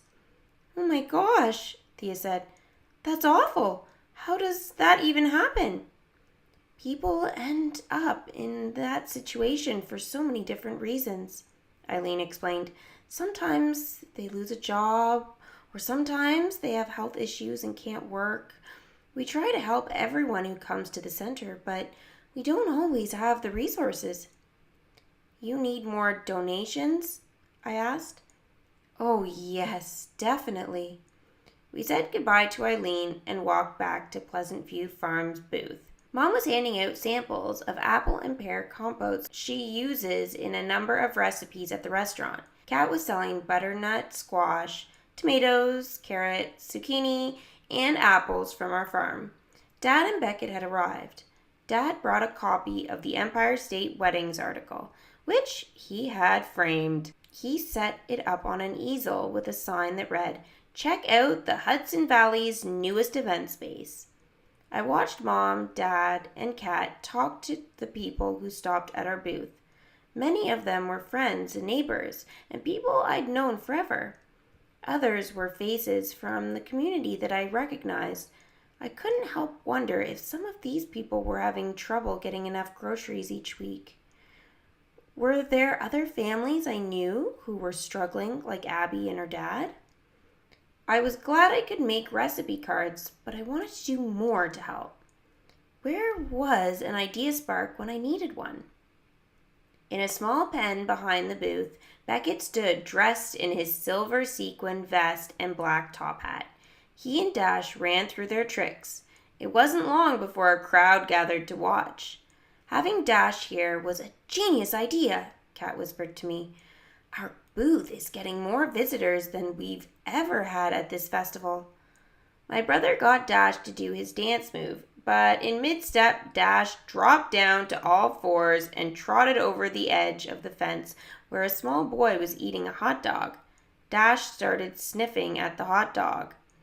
"Dash," Beckett called, "that's not for you. These are for you." He shook the container of licorice treats. Dash turned around, and Beckett held up a hoop and shook the treats again. Dash began running to the hoop, but instead of jumping through it, he ran around it and right back to where he'd come from. The boy with the hot dog, chomp, Before anyone could make a move, Dash had grabbed the rest of the hot dog and swallowed it down.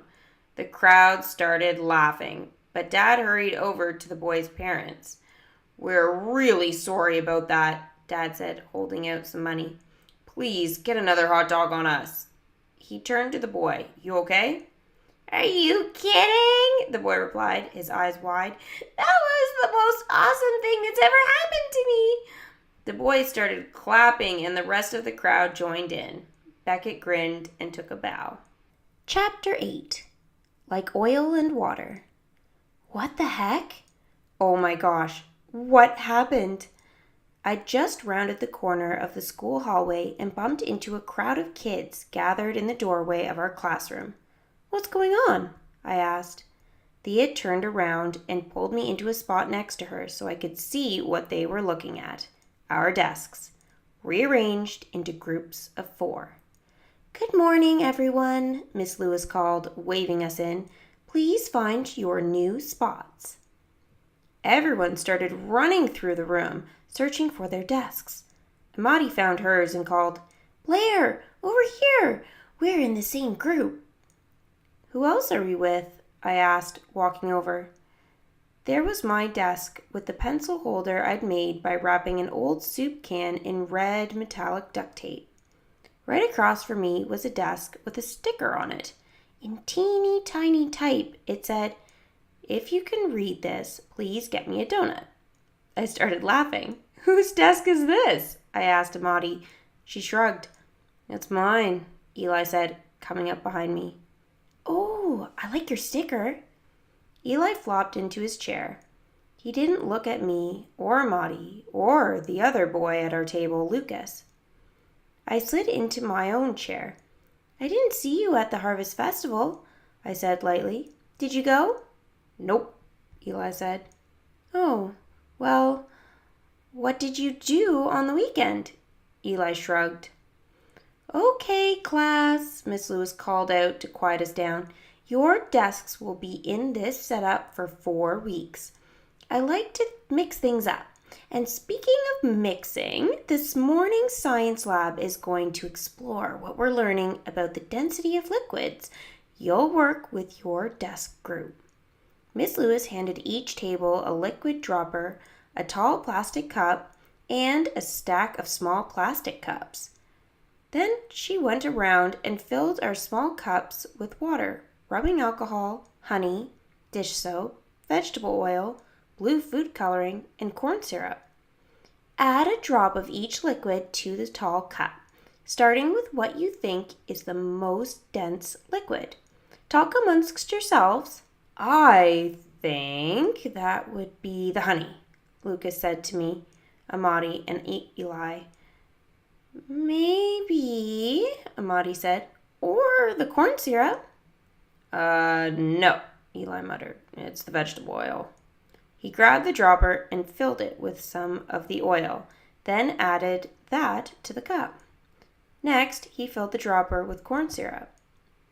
"Eli," I said, "we should be working together." Eli just held up his palm, telling us to wait, and finished filling the dropper. He squeezed the syrup into the tall cup. It settled on top of the oil, but didn't mix with it. "That's cool," Amadi said. "How did they stay separate?" "The liquids are different densities," Eli said. "Yeah," Lucas added. "That's why people say those two are like oil and water, about people who don't really get along." "Good call, Eli," I said. "You were right about vegetable oil." "Uh-huh," Eli grunted. He got up and went to the pencil sharpener. I looked at the jar where the liquids were settling on top of each other. Then I looked at Eli. He didn't seem to want to mix with anyone. Well, I had 4 weeks to sit next to him. That gave me a lot of time to try to change that. At the end of the afternoon, we had a birthday circle for one of the girls in our class. Each of us had a turn telling Christina what we admired about her. I said I liked how good she was at math and helped other people remember their facts when they needed. Then Christina took out a big box filled with frosted sugar cookies.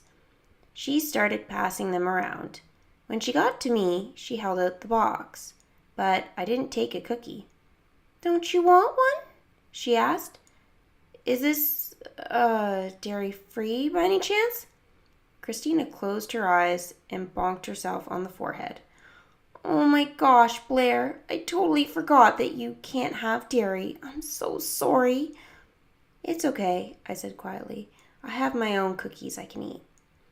I didn't want Christina to feel bad, especially on her birthday, but it felt awkward to get up and go to the storage cabinet for a different treat. I hoped no one was watching me. When I got back to the circle, the other kids were eating their cookies, talking and laughing. No one said anything to me about my cookie, but I still felt awkward. I watched my friends lick frosting off their fingers like it was no big deal. For them, it wasn't, but it was for me. That hurt my feelings as much as someone teasing me about the foods I couldn't eat. Chapter 9. Operation Awesomesauce. Kat and I were having our first field date since she'd gotten back from her honeymoon, and I was looking forward to our weekly time together. I waited for her by the greenhouse, eager to harvest some fall tomatoes and talk. "Hey, Sprout, I'll be right out," Kat called from inside, where she was washing off some tools in the sink. While I waited, I checked over the row of onions that had been pulled out of the ground weeks ago and were now curing in the sun. Their white-brown skins made them look like a string of pearls. Nearby, there was the tomato field dotted with red. In the distance, the ground was covered with the green flecks of zucchini. I loved how the colors of growing food mixed together like confetti. Boom! There it was, my idea spark for helping hands. "Kat," I called, "I have to go do something. Be right back." "Hey," Kat shouted from the shed back. "What about our field date?" "This can't wait." I raced down the path, headed for the house. When I came around the side of the barn, I saw a delivery truck parked outside the restaurant's back door. Dad was helping the driver unload boxes as Mom made notes on a clipboard. I ran into the family kitchen where I knew the Helping Hands brochure was stuck on the fridge. Then I grabbed my tablet and sat down to write an email. "Dear Eileen, I've been thinking a lot about what you said about food insecurity in our community. I have an idea. Every year at the holidays, my family makes a homemade gift for our friends and neighbors with food that we've grown on the farm. Last year, we made veggie confetti sauce. It's a recipe my mom came up with for the restaurant, and it's full of good stuff like tomatoes, zucchinis, carrots, onions, and peppers. It's great on pasta or even as a soup. What if you had an event where volunteers made this sauce? I'm sure Pleasant View Farm could donate the vegetables, and we could give the sauce to the families at Helping Hands. Sincerely, Blaire Wilson." I went back out to the field to help Kat, eager to get Eileen's response.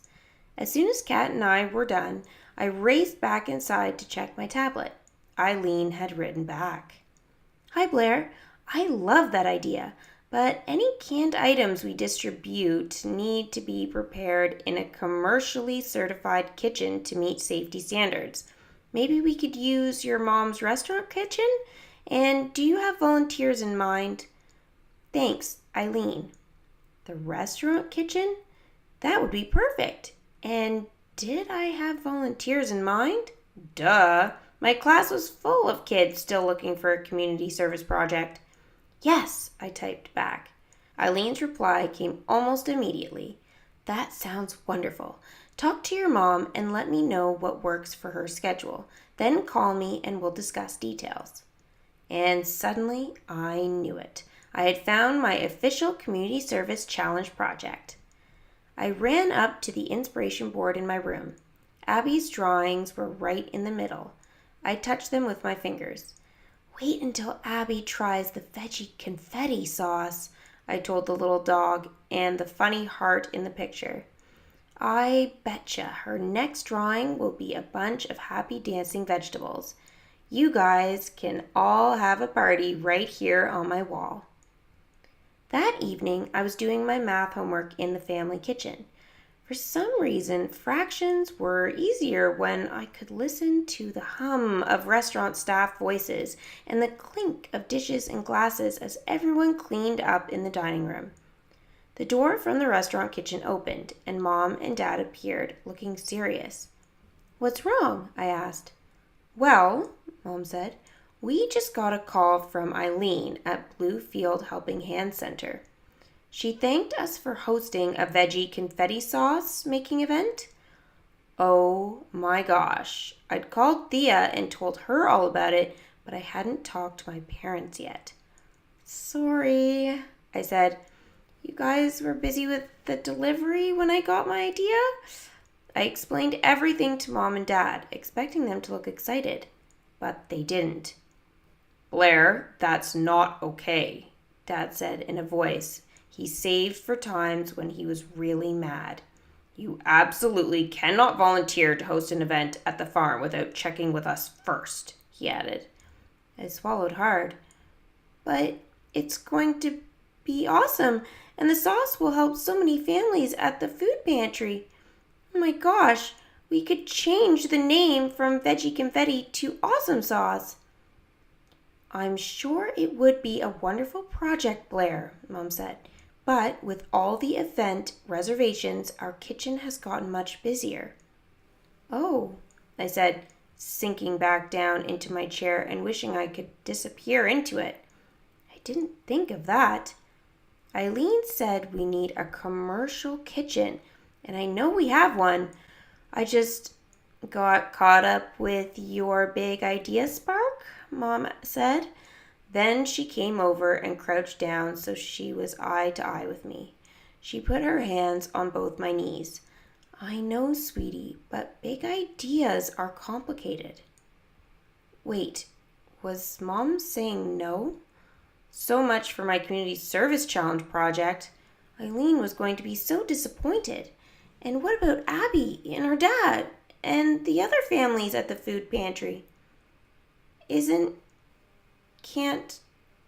I wasn't sure what to ask next. A lump was forming in my throat. I shot up from the table and headed for the back stairs, running fast until I reached the 3rd floor. When I got there, I flopped on my bed and stared at my inspiration board. Now what? A few minutes later, there was a knock on the door, and Mom and Dad came in. "You left before we could finish the conversation," Dad said. "Well, you said no." Mom sat down on the bed beside me. "Not exactly. You stormed off before we finished talking. You missed something important. Plus, you were just plain rude." "Sorry," I said. "What is the something important?" "The kitchen is booked, but it's closed every Monday."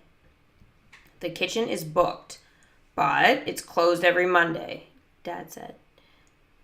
"That's your mom's day off." "I'm willing to let you use the kitchen some Monday for your sauce event," Mom said. I sat up. "You are?" "That means your mom is giving up an evening of her own time," Dad said. "You don't have to, Mom. I'll take care of everything."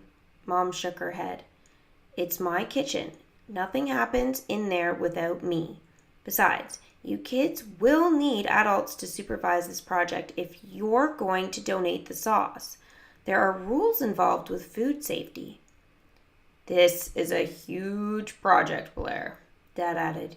"You'll need to work with Kat to get the vegetables you need." "No problem," I said. "And you'll need jars," Mom added. "Do you have money to buy them?"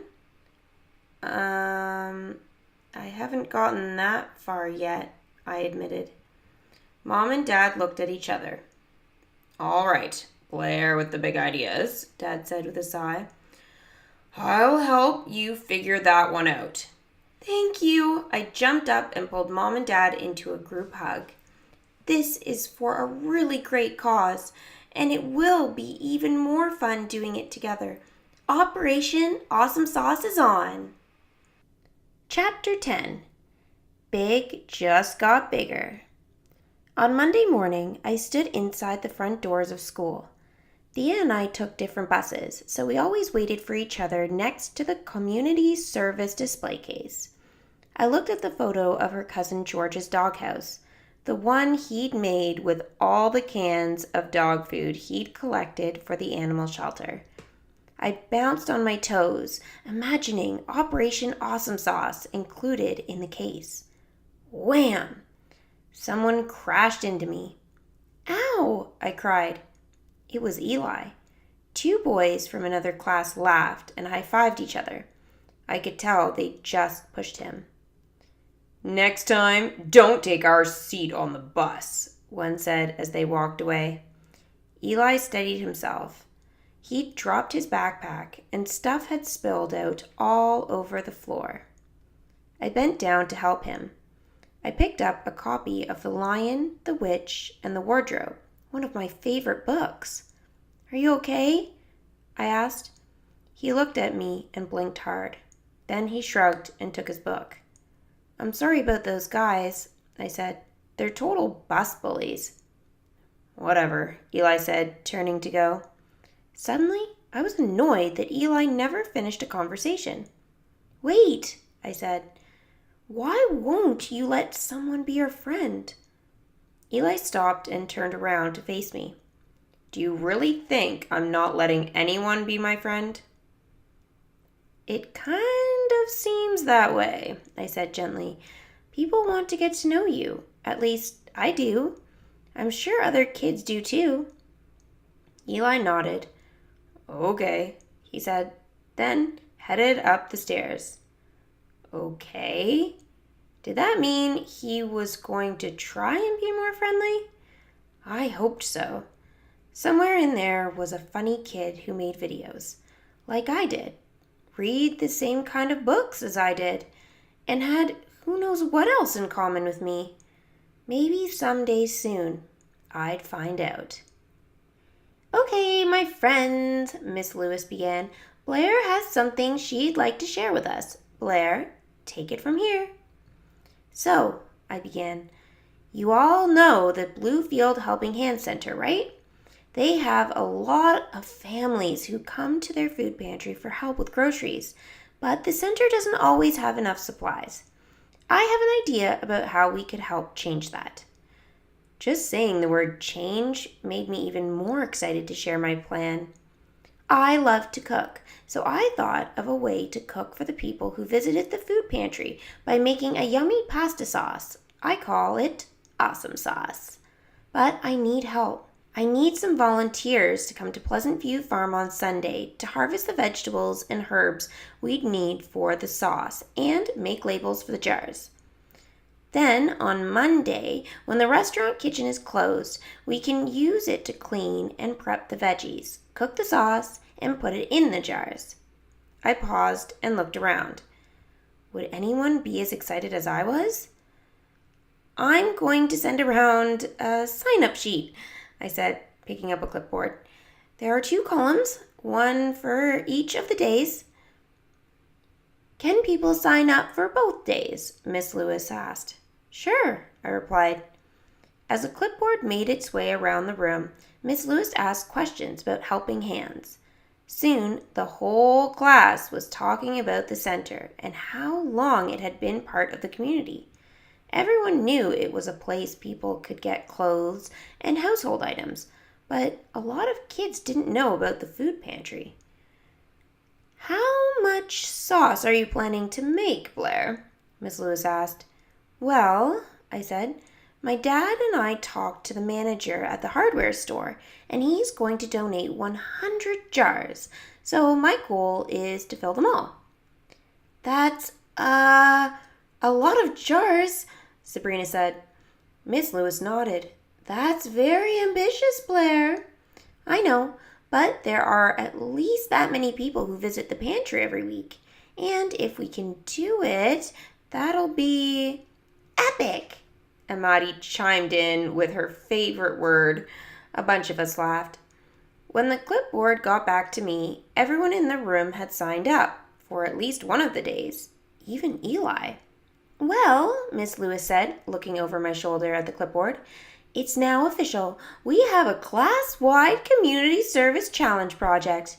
You know, nobody's done that in a while. This is unique and challenging. I can't wait to see how you pull this off. That made two of us. After school, when I headed home to set up our daily afternoon coffee, tea, and cookie service for the B&B guests, I found Marco in the sitting room, surrounded by paint swatches. "Hello, Blaire," he called.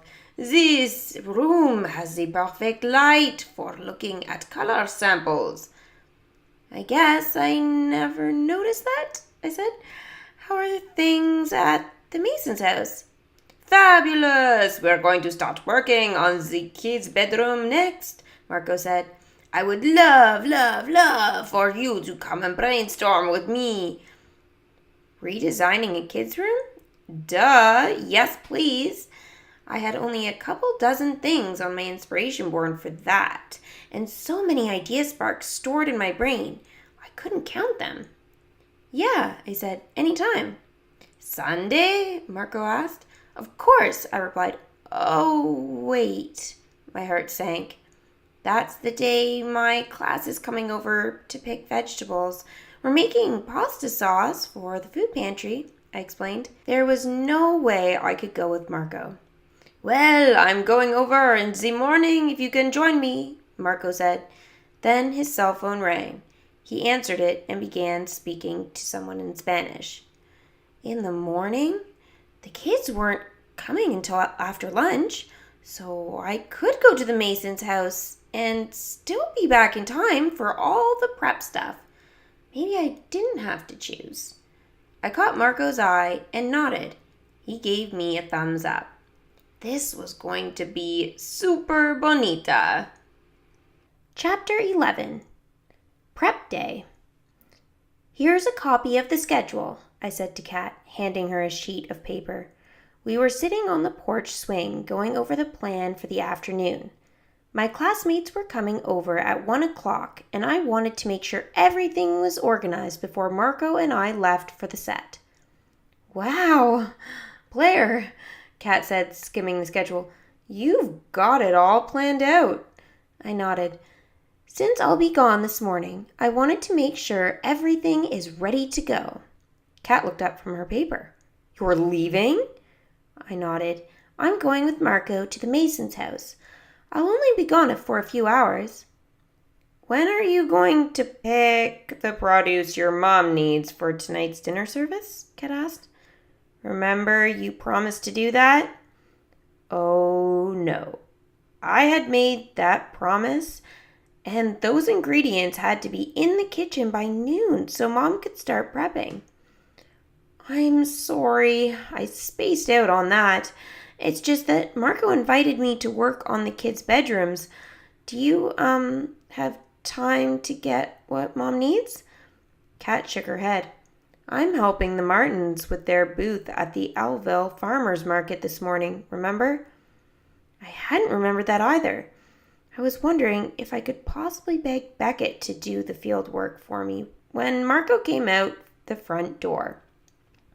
"Buenos dias, ladies! Blaire, are you ready? Suzanne should be here any minute to pick us up." Kat just stared at me, one eyebrow raised, while Marco checked his phone. When a car pulled into the driveway, I thought it was Suzanne, but the back door opened and Abby exploded out. "Blaire!" she called, running up to the porch to give me a hug. "Hey," I said, squeezing her back, trying to hide my surprise. I'd invited Abby to join us this afternoon, but she was early. "I got called into work," Abby's dad explained as he walked toward us from the car. "I asked your mom if I could drop Abby off now to play with Beckett." "Oh," I said, "that's great. Abby, Beckett's inside somewhere. Go find him." Abby dashed into the house. I really, really wanted to follow her. I'd planned to show her all the secrets of the house and farm, starting with the hidden play kitchen Dad and I had built under the stairs. But now I wouldn't be around for that. Abby's dad left just as Suzanne arrived. Okay, Marco said, off we go. That was my cue to follow him. I tried to take a step off the porch, but there was a heavy feeling in my stomach and my feet didn't move. Marco? I can't go with you today. Why not? He asked, looking puzzled. I've organized a project with my class for this afternoon, and I promised Kat I'd help with the restaurant harvest this morning. And now Abby's here, I thought. I'm sorry I can't help at the house today. Marco frowned. That is a shame for me and for the show, but it's clear that your corazon is in the right place. We have to listen to our hearts, yes? Definitely, I said. Thanks for understanding. He nodded and raced down the steps into Suzanne's car. Kat tugged on my ponytail as she walked into the house. Good choice, Sprout. See you this afternoon. That's a chicken? My classmate Joey said. He wrinkled his nose at Dandelion when I held her up for everyone to see. It looks like someone put it through the wash and it came out all fluffy. It's a silky chicken, I explained, then turned to Abby standing next to me. Abby, would you like to go in and check the nesting boxes for me? See if anyone left an egg for us. Abby, Beckett, and I had been all over the farm that morning. They had helped me gather produce for the restaurant, and Abby helped Mom and me make lunch. Abby played with Dash and Penelope, and Grandpa gave us all a tractor ride. But the thing Abby loved the most was the chickens. I'd shown her how to gather eggs, and she was delighted to find that they were warm when she picked them from the nest. My classmates were amazed with the chickens too. As everyone arrived, they gravitated to the coop to watch the birds. Now, Abby gave me a quick nod as I opened the gate. She came out of the nesting shed a minute later holding a small blue-gray egg. Why isn't it white? Eli asked. Chickens lay eggs of all different colors, I said. It depends on their breed. This one probably came from one of our Americana hens, Grandpa added. Some people call them Easter egg chickens. Can I see it? Joey asked, reaching for the egg. He grabbed it before Abby could even answer, but it flipped out of his fingers. Eli moved in a flash to catch it right before it hit the ground. Save, he said, holding up the egg. Give it to me, Joey said. I don't think Abby was done with it yet, Eli told him, putting the egg carefully back in Abby's palm. She gave him a huge smile. Thea came up beside me. Who is that kid? She whispered. It's like he's a totally different person here than at school. I was just thinking the same thing, I replied. Eli was his usual shy self when he first arrived at the farm, but as soon as he met Beckett and Abby, he was much more talkative. Beckett thought Eli was totally cool because his t-shirt had a goat in a pool wearing water wings and the words, "Goats don't float." Okay, farm crew, Kat called. Are you ready to pick some vegetables? Everyone cheered except for Eli, who took out his tablet and started shooting video. That's weird, Thea whispered. Well, he did say he likes to make videos, I said as we all headed to the fields. It took us a while to gather all the vegetables and herbs we needed, but everyone seemed to have a great time. It helped that Grandpa told funny stories about growing up on the farm, and that Kat came up with a who can find the strangest looking carrot contest. Abby won, when she pulled one out of the ground and announced that it looked like a troll with tree legs. As we all headed back to the house, Abby slipped her hand in mine. I can't wait to try the sauce you make with these veggies, she said. It's going to be awesome to eat something with vegetables I helped pick. Awesome indeed. Chapter 12. Sauce Day. Happy birthday, dear Eli, we all sang on Monday afternoon. Happy birthday to you. I leaned over to Thea, who was sitting next to me in our circle on the carpet. I can't believe Eli's birthday was yesterday. Why didn't he say something at the farm? Because he's a man of mystery, Thea whispered back. Eli didn't want our class to do the "what I admire about Eli" part of the birthday circle, so as soon as the singing stopped, he started handing out the treats he'd brought. My mom made chocolate chip brownies, he said, passing the first one to Lucas. He began making his way around the circle. I got up to get a cookie from home. But suddenly, Eli was next to me. These are actually dairy-free brownies. They are? I couldn't hide my surprise. That's really nice. Thank you. I took a brownie. Thank my mom, Eli said, shrugging and moving on to offer a brownie to Thea. I told her there was a girl in my class who couldn't eat dairy, so she found her special recipe. I took a bite. It was delicious to be eating the same thing everyone else was eating. As we walked out of school that day, I caught up with Eli.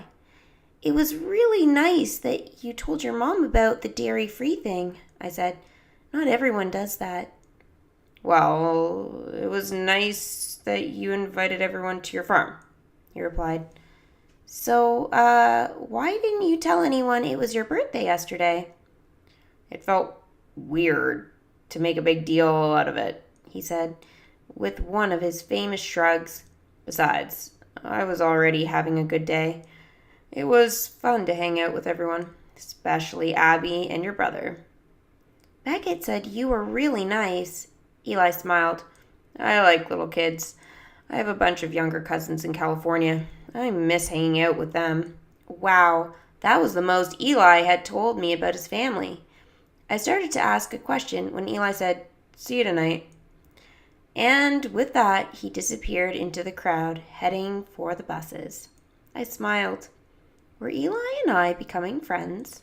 I rushed home to help Mom and Dad prep the tomatoes. By the time all the Sauce Day volunteers had arrived, Mom and I had the tomatoes ready to simmer, and Kat and Grandpa had sterilized all the jars.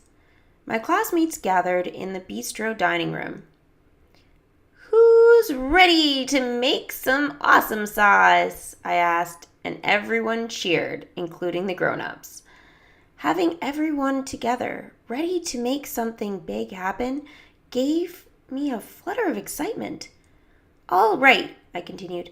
Thanks for remembering to wear bandanas.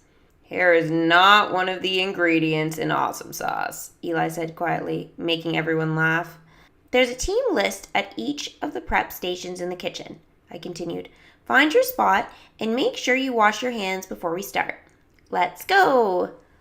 Mom led the group into the kitchen, and everyone took a moment to look around. This, a boy named Mark said, is the shiniest kitchen I've ever seen. This used to be the house's living room, if you can believe that, I said. Everyone washed up and found their stations. Dad, Kat, and Grandpa were each at one of the chopping stations, and Mom was at the stove. I darted around the room, making sure everyone had what they needed. At the onion table, I handed out swim goggles to Thea and the other kids, so their eyes wouldn't tear up from chopping. Thea put on her goggles, held up an onion, and said, I come from planet Sostron. What are these strange food items that make earthlings cry?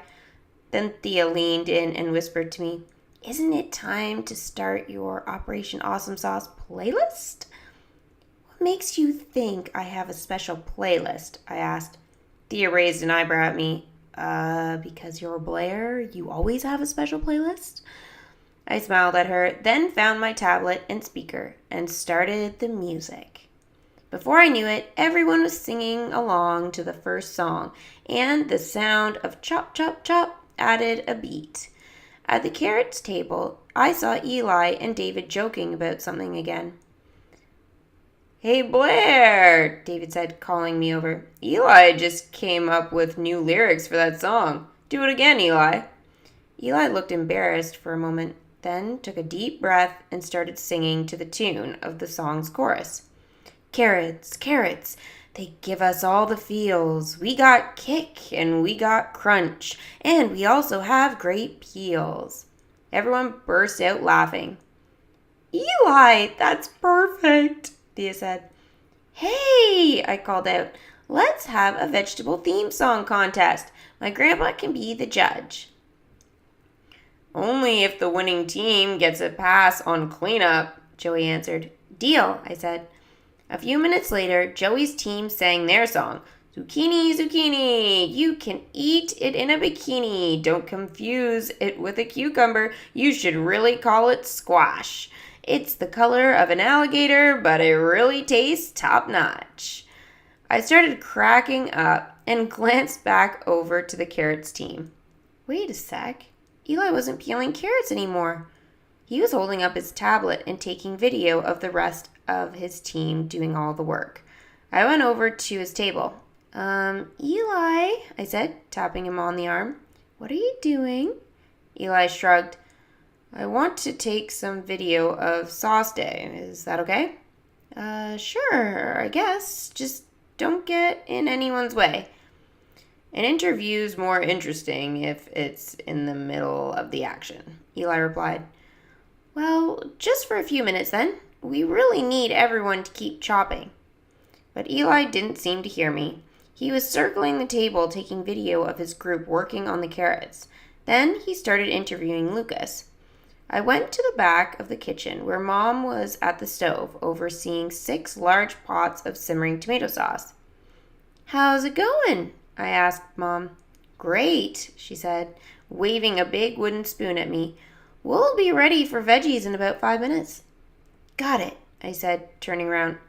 Oof. I bumped into Eli. Sorry, he said from behind his tablet. I was just getting footage of the sauce. Be careful, Mom said. This is very hot. Eli backed away. Right. Are the carrots ready? I asked Eli. Carrots? Not sure. Let's go check. Eli put his tablet down. There were still a dozen carrots to peel and chop. I sighed, picked up a peeler and a carrot, and got to work. Wow, Eli said. That's the fastest peeling I've ever seen. My mom taught me, I said. Then I smiled. We used to have races to see who could finish first. So, did your mom inspire you to do this project? Eli asked. I kept peeling as I answered. She inspired me to like cooking, but it was Abby who inspired me to do this project.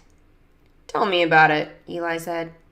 So I told him about Abby and how I realized she'd like veggies if she had a chance to try some, and that my goal for this sauce was to help other families at Helping Hands try new foods too.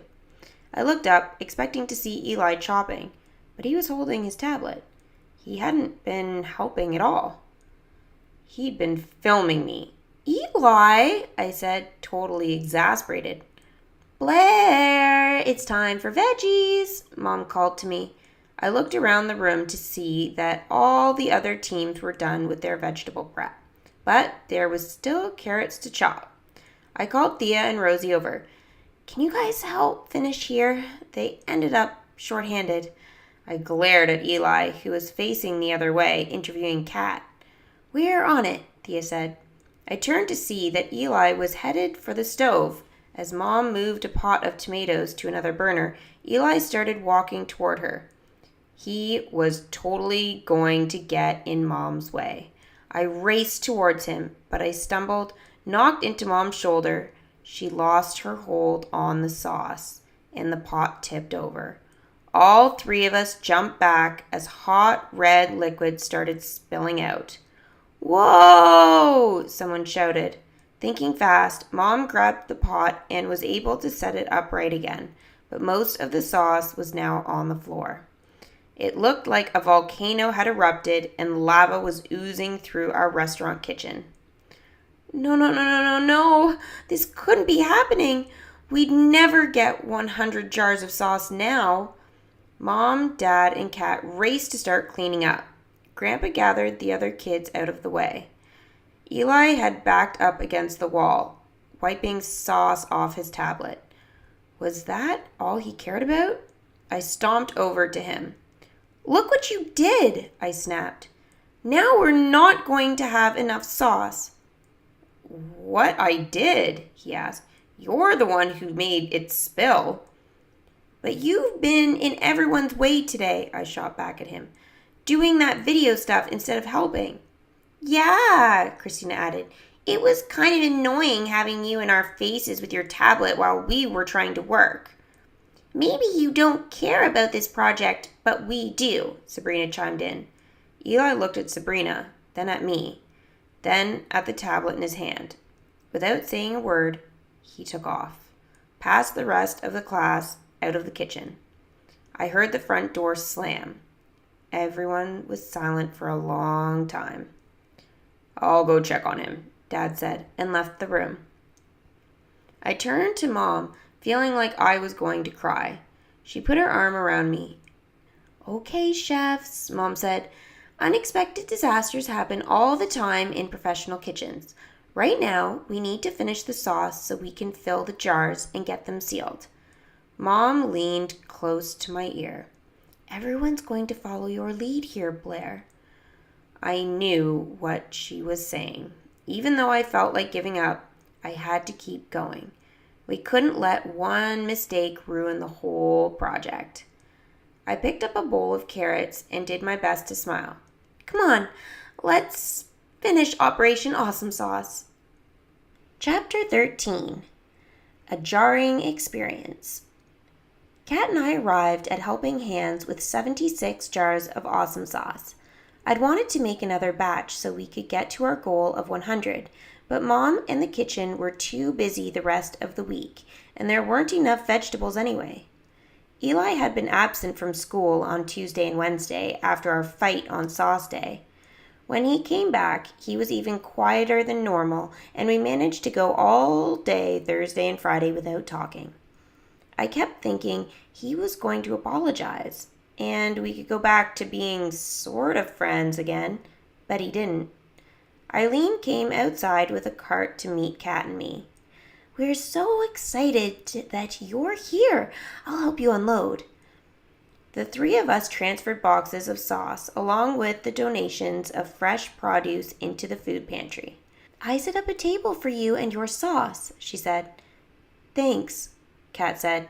"Sprout, you handle the jars, and I'll get the fruits and veggies sorted." I'd brought along a tablecloth and a mason jar of wildflowers from the farm. I also had recipe cards with ideas for how to use our awesome sauce. As I set up the table, I was eager to see Abby. I wanted to make sure she got a jar of sauce. A little while later, Eileen poked her head in the door. "We're about to open up. You guys ready?" 100%, I said, spreading my arms out to indicate the arrangement of jars on the table. A mom with a baby and a toddler came in first. She signed in on the clipboard hanging on the wall, then immediately came over to our table. "What's all this?" she asked. I explained all about the sauce and how my class made it from fresh ingredients grown on our farm. The mom picked up a jar and looked at the label. "Wow," she murmured as she read. "My Italian grandmother used to make something like this. Comfort food." "It totally is," I said. "Here, take a recipe card with it." "This is perfect," the woman said. "My dad turns 70 next week. I'd love to make him a special meal, and maybe this will remind him of his mom's cooking. Thank you so much." "You're welcome." As the woman and her kids walked away, Kat turned to me. You really made her day. I hope so, I said. Several more families and an elderly couple came in and took jars of sauce before they moved on to fill up the rest of their grocery bags. Lots of people had stories about the gardens and fresh vegetables they had, or their grandparents had growing up. There's nothing like a tomato, fresh from the garden, an older man said. He reminded me of my grandpa. Well, this sauce will make you feel like you're eating fresh tomatoes, I said. You are so sweet, his wife said. Can I give you a hug? Absolutely, I said, walking around the table for a big squeeze. It seemed like everyone who visited the pantry came over to our table. Kat and I talked to people non-stop. But where was Abby? She and her dad usually got in line early. I hoped something hadn't happened to hold them up. I also hoped we didn't run out of sauce before they got here. I grabbed a jar and stashed it under the table for them, just in case. Hey, Kat, I said, wanting to tell her about the jar I was saving for Abby, but she was talking to a volunteer. I was about to tap Kat on the shoulder when I heard someone call my name. Blaire Wilson, is that you? I turned to see a woman grinning at me. You probably don't remember me, but my daughter Peggy used to work at your mom's restaurant. You were just a little thing back then, running around the farm, greeting guests. You've grown so much. What's in all these jars?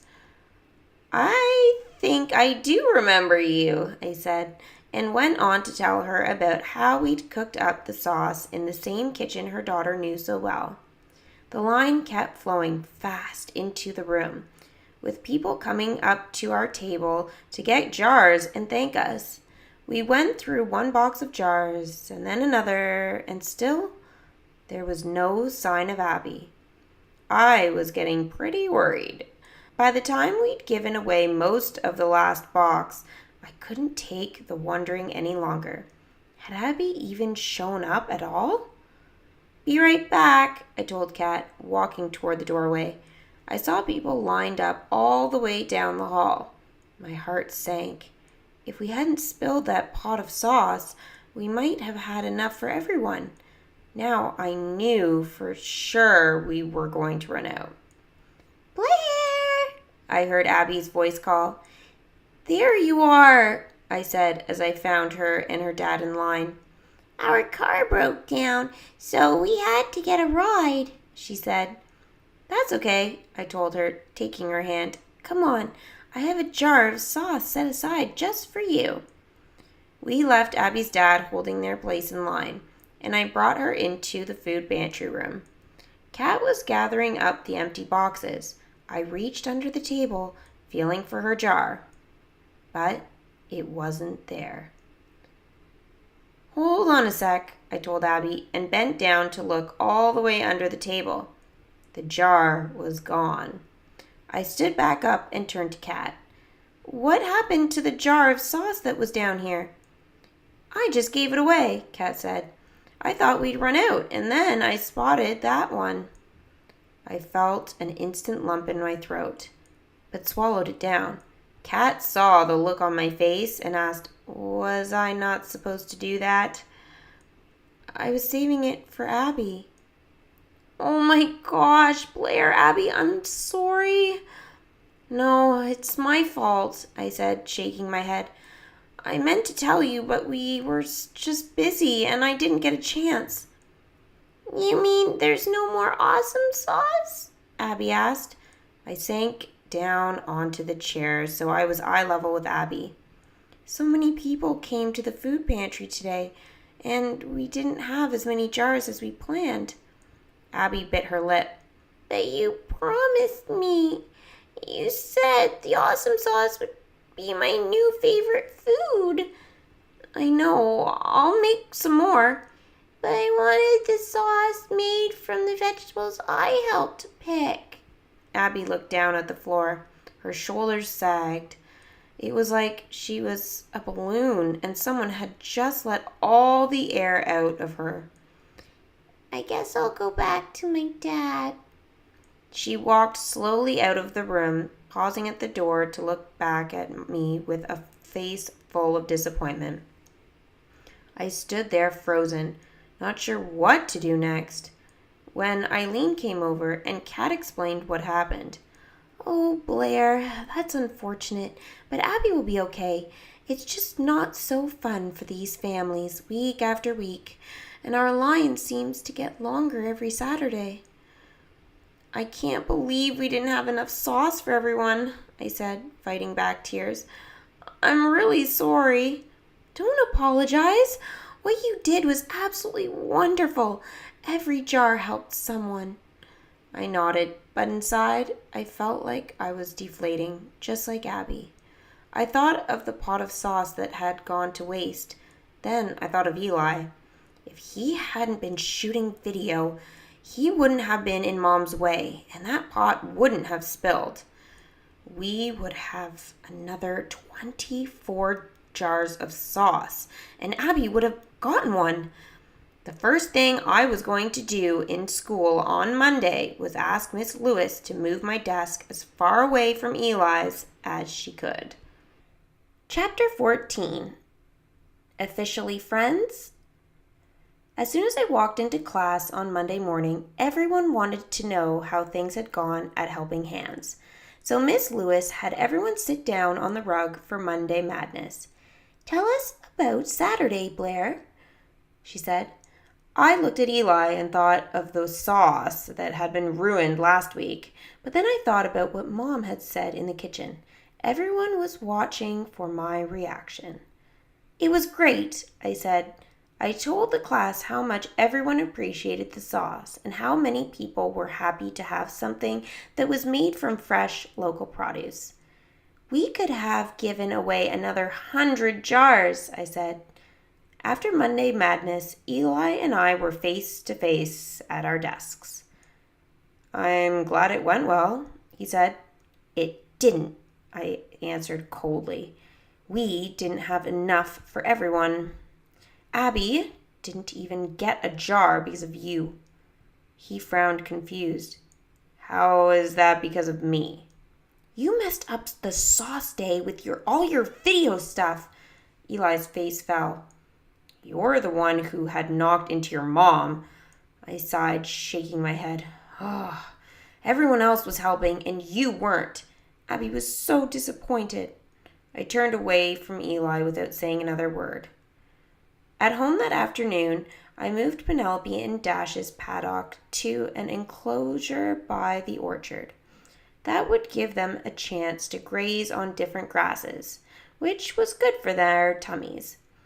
It was also a way to put Dash to work doing something super useful, eating poison ivy and other plants in places we didn't want.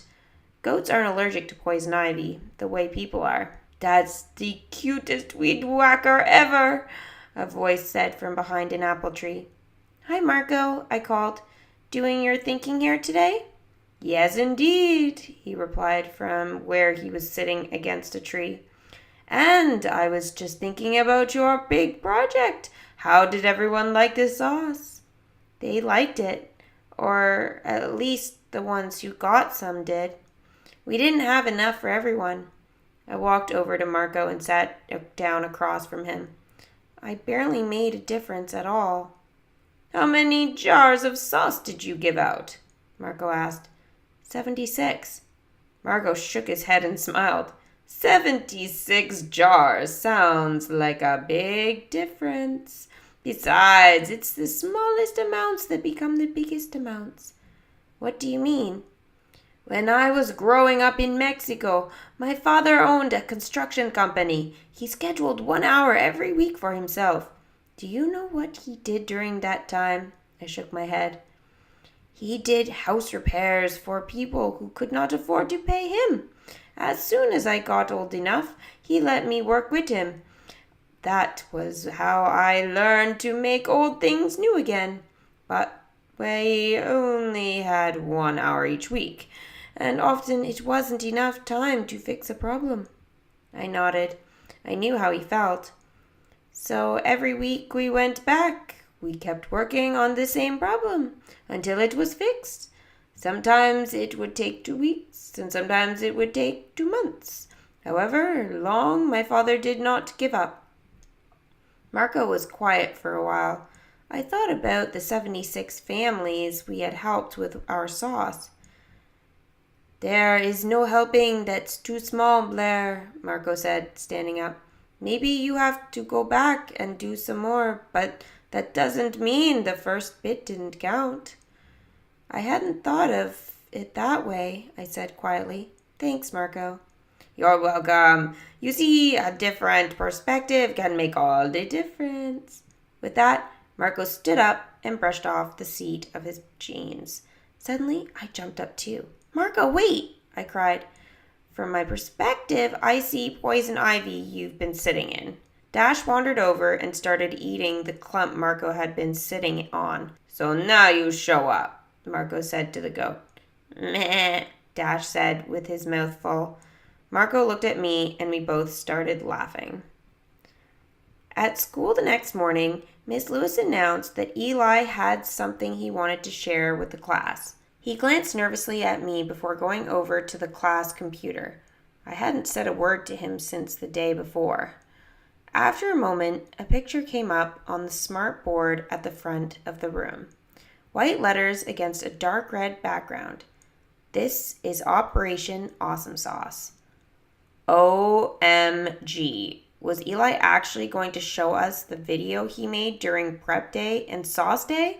That was pretty much the last thing I wanted to see.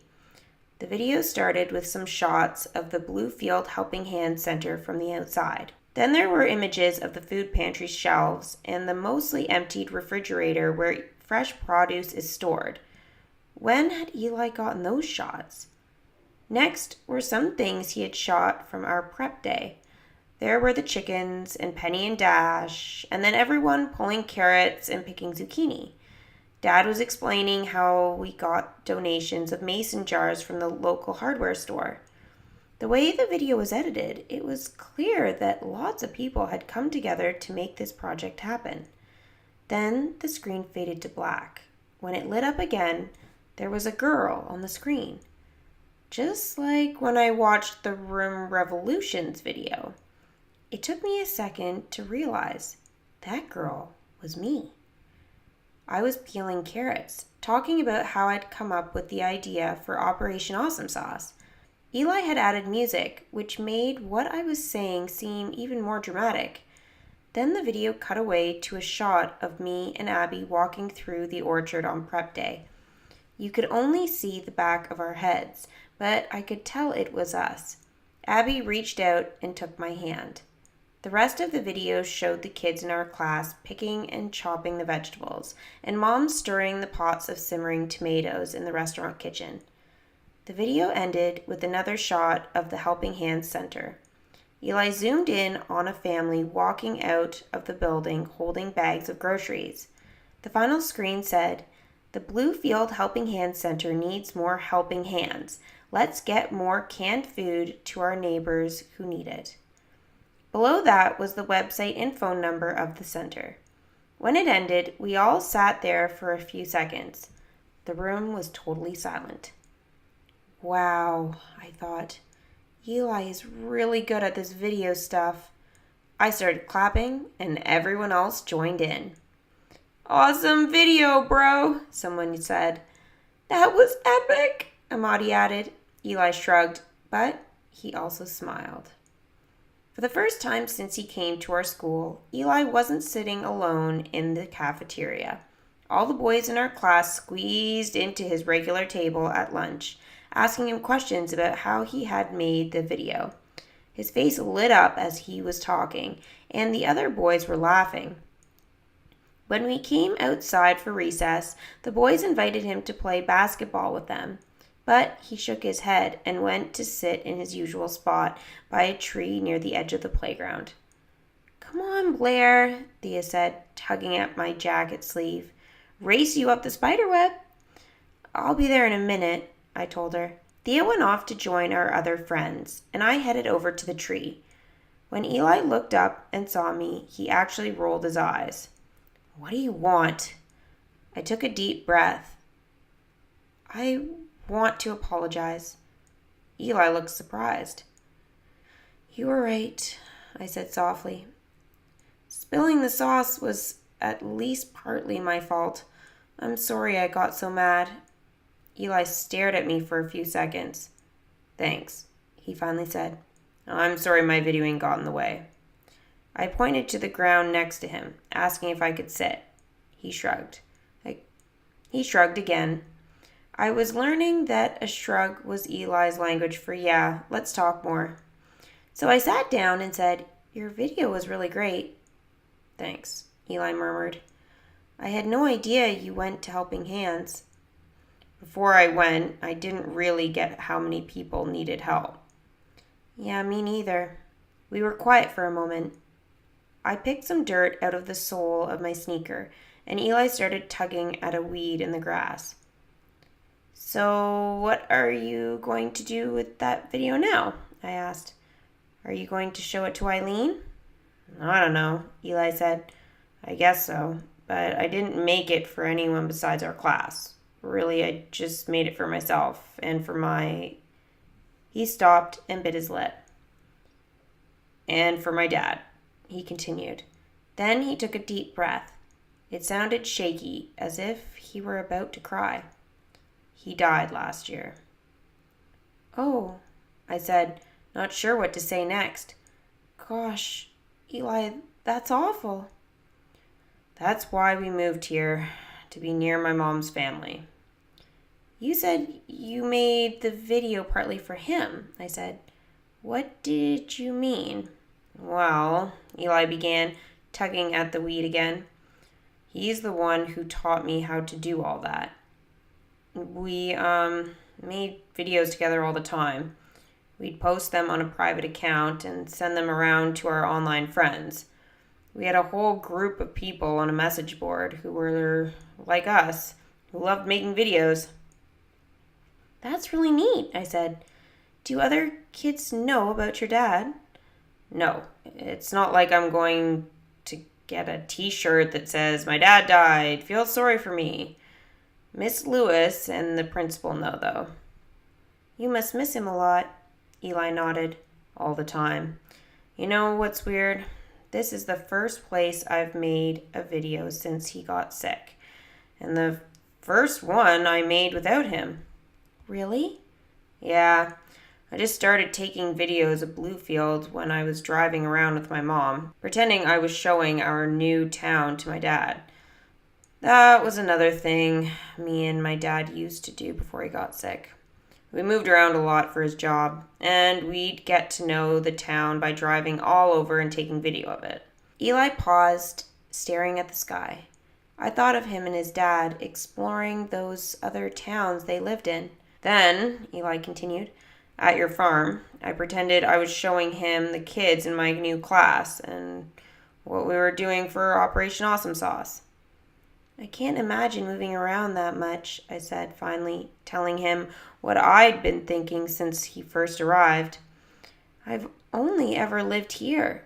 Wasn't it hard to leave your friends every time? He shrugged. I never really had any friends.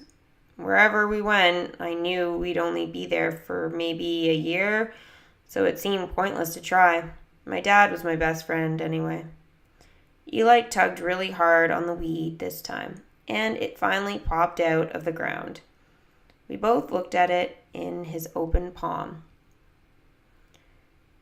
If you're going to stay in Bluefield, I said, you can make friends now. I'm not very good at it, he said, then looked right in my eyes. I'm not good at being part of things. You are part of Operation Awesomesauce. I still feel different from everyone else, Eli said. Like, no one really gets what it's like to be me, I guess. I feel different from everyone else too, I said. Because of the dairy thing? I nodded. It feels really weird to eat something different when everyone else gets to eat yummy stuff with milk and cheese in it. My mom says it'll get easier. Eli smiled a little. My mom says that too, about missing my dad. Oh my gosh, I said suddenly, horrified, because my being dairy-free felt like nothing compared to losing a parent. I didn't mean, I mean, I know me being dairy-free is not as serious as, Eli shrugged. It's not like a contest, he said. He flipped the weed over in his hand. What's the hardest part about being dairy-free? Feeling left out of things, I replied. And other kids don't always get that I feel that way. They don't understand what it's like, so they'll accidentally say or do something that'll make me feel even worse. It was really cool when you brought in those dairy-free brownies because, for once, I wasn't different. Eli nodded. It's a huge bummer feeling different. Miss Lewis wants me to talk about all that with the whole class. Maybe I should. Or maybe I could just get a shirt that says, "Please remember that I can't eat dairy and that it makes me feel weird sometimes." Now Eli laughed at something I said. Yes, it happened. Eli and I were officially friends. Chapter 15. Best Room Makeover Ever. A few days later, I was covering the front desk for Grandpa when the phone rang. "Pleasant View Farm," I said. "May I help you?" "Hi, Blaire." I recognized the voice. Eileen. "Hi." "Blaire, something really exciting is happening," Eileen said. I pictured a blimp hovering over the Helping Hand Center, dropping crates of food attached to little parachutes. "Did you see Eli's video?" she said. "Yes. Did he send it to you? It's great, right?" "I cried the first 5 times I watched it," she said with a little laugh.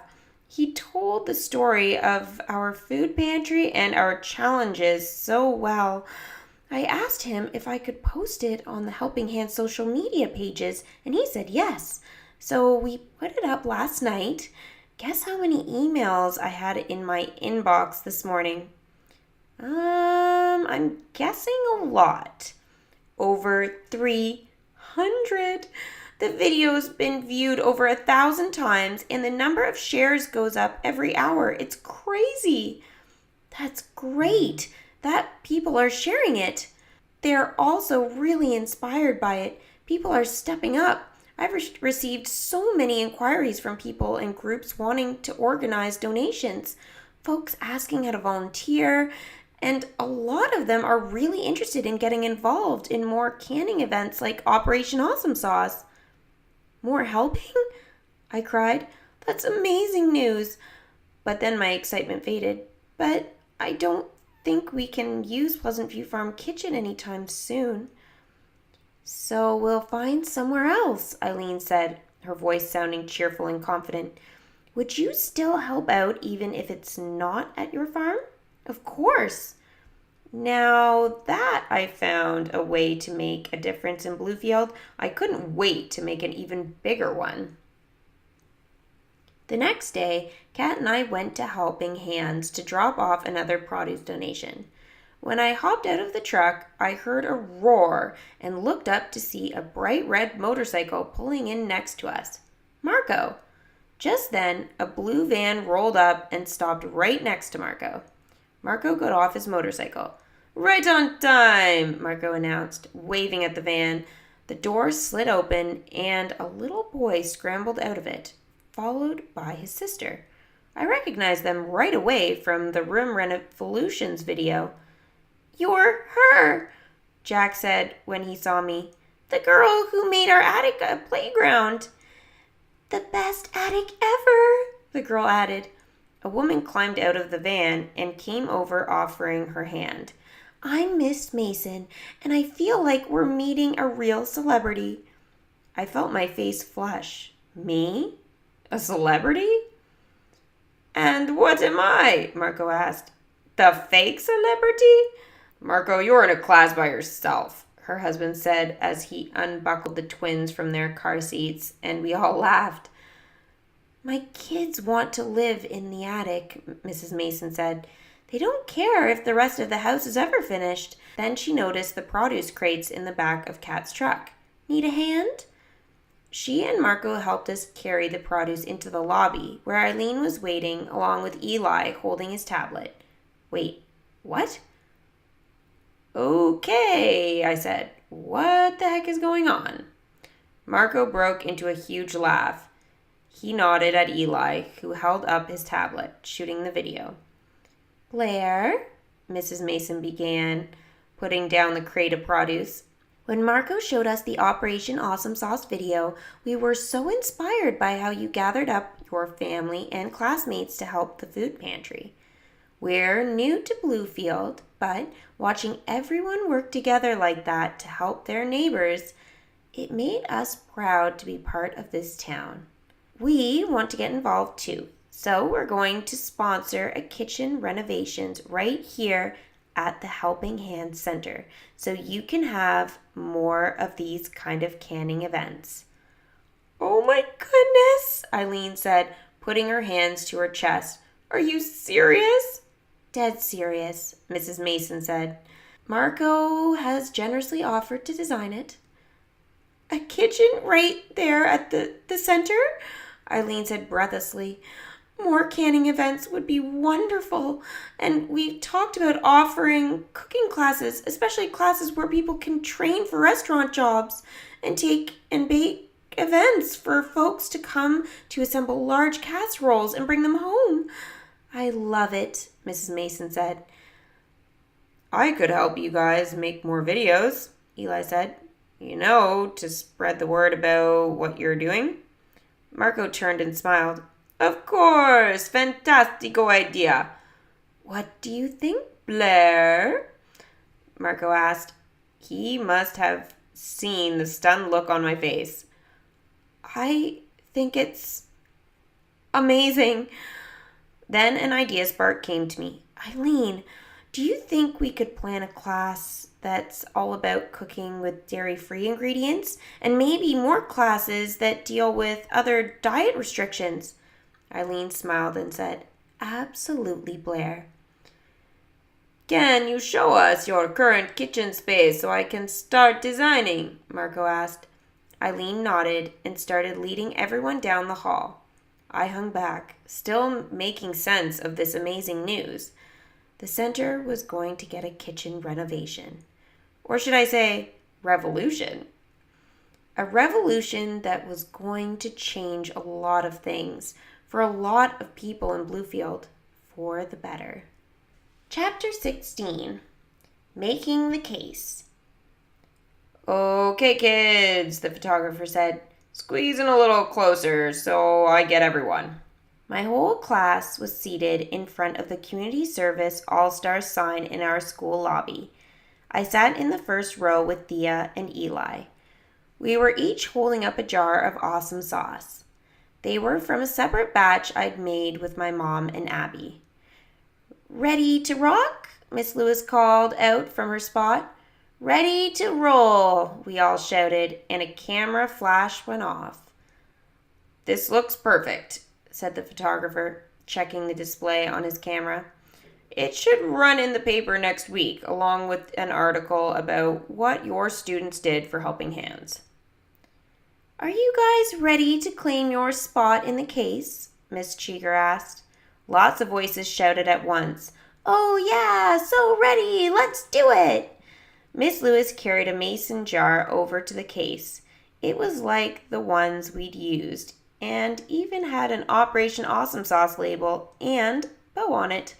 But instead of actual sauce, it was filled with red tissue paper and orange, yellow, green, and white paper confetti. Miss Cheeger had made a sign that said Miss Lewis's 5th grade 2019 to 2020, and we'd all signed our names. Miss Lewis slid open the case. "Here you go, front and center." Miss Cheeger placed the sign in the spot, and Miss Lewis put the jar of pretend sauce below it. Then she closed the case and stepped back. "How's that for our mark on Bluefield Elementary?" I whispered to Thea. "That jar looks really good next to the picture of George's doghouse," she whispered back. Hopefully our display would inspire other students for their community service challenge project for years to come. Just then, a class of younger kids came filing past the lobby. I spotted Abby in the group. She saw me and waved. "It looks like Abby's forgiven you," Thea said. I nodded. We had a great time picking more vegetables and making another batch of sauce. "Hey, Blaire," Abby called. "Don't forget my birthday's on Sunday. You owe me lunch." I laughed and said, "I remember." Abby's teacher called from the front of the line. "Stay with the group." "Cake too," Abby called to me before running to catch up with her class. Back in our classroom, Miss Lewis gathered us all on the carpet. "So, Blaire," Miss Lewis said, "what will you remember most about this experience?" Abby's face popped into my head. "The people I've met along the way," I said. Then I thought about Marco. I'll also remember that helping doesn't have to mean one big, splashy project. Helping means showing up again and again until a problem is solved. "Those are fantastic things for all of us to remember," Miss Lewis said. "Anyone else want to share?" Eli raised his hand. He was wearing a t-shirt that just said Bluefield Youth Soccer on it. It looked like he had joined another part of the community. "I learned that one way you can help others is just know what they're dealing with," he said. "Whether that's not having enough to eat or feeling sad about something or whatever." Eli glanced at me. "That's a great observation, Eli," Miss Lewis said. "Talking and listening and working together is what people do as a community." Miss Lewis looked at the clock. "Time to line up for lunch." I headed to my cubby to get my lunchbox. I felt someone tug on my sleeve. It was Eli. "Hey, what are you doing this weekend?" "I'm making lunch for someone special," I said. Then an idea spark burst in a million colors, and I added, "But it would be more fun to do it with a friend. Want to come over and cook with me?" So hopefully you guys have enjoyed this live reading. If you guys want to listen to book 1 or book 2, any specific chapter, you guys can find it in Blaire Wilson's playlist. Thanks for watching. See you soon.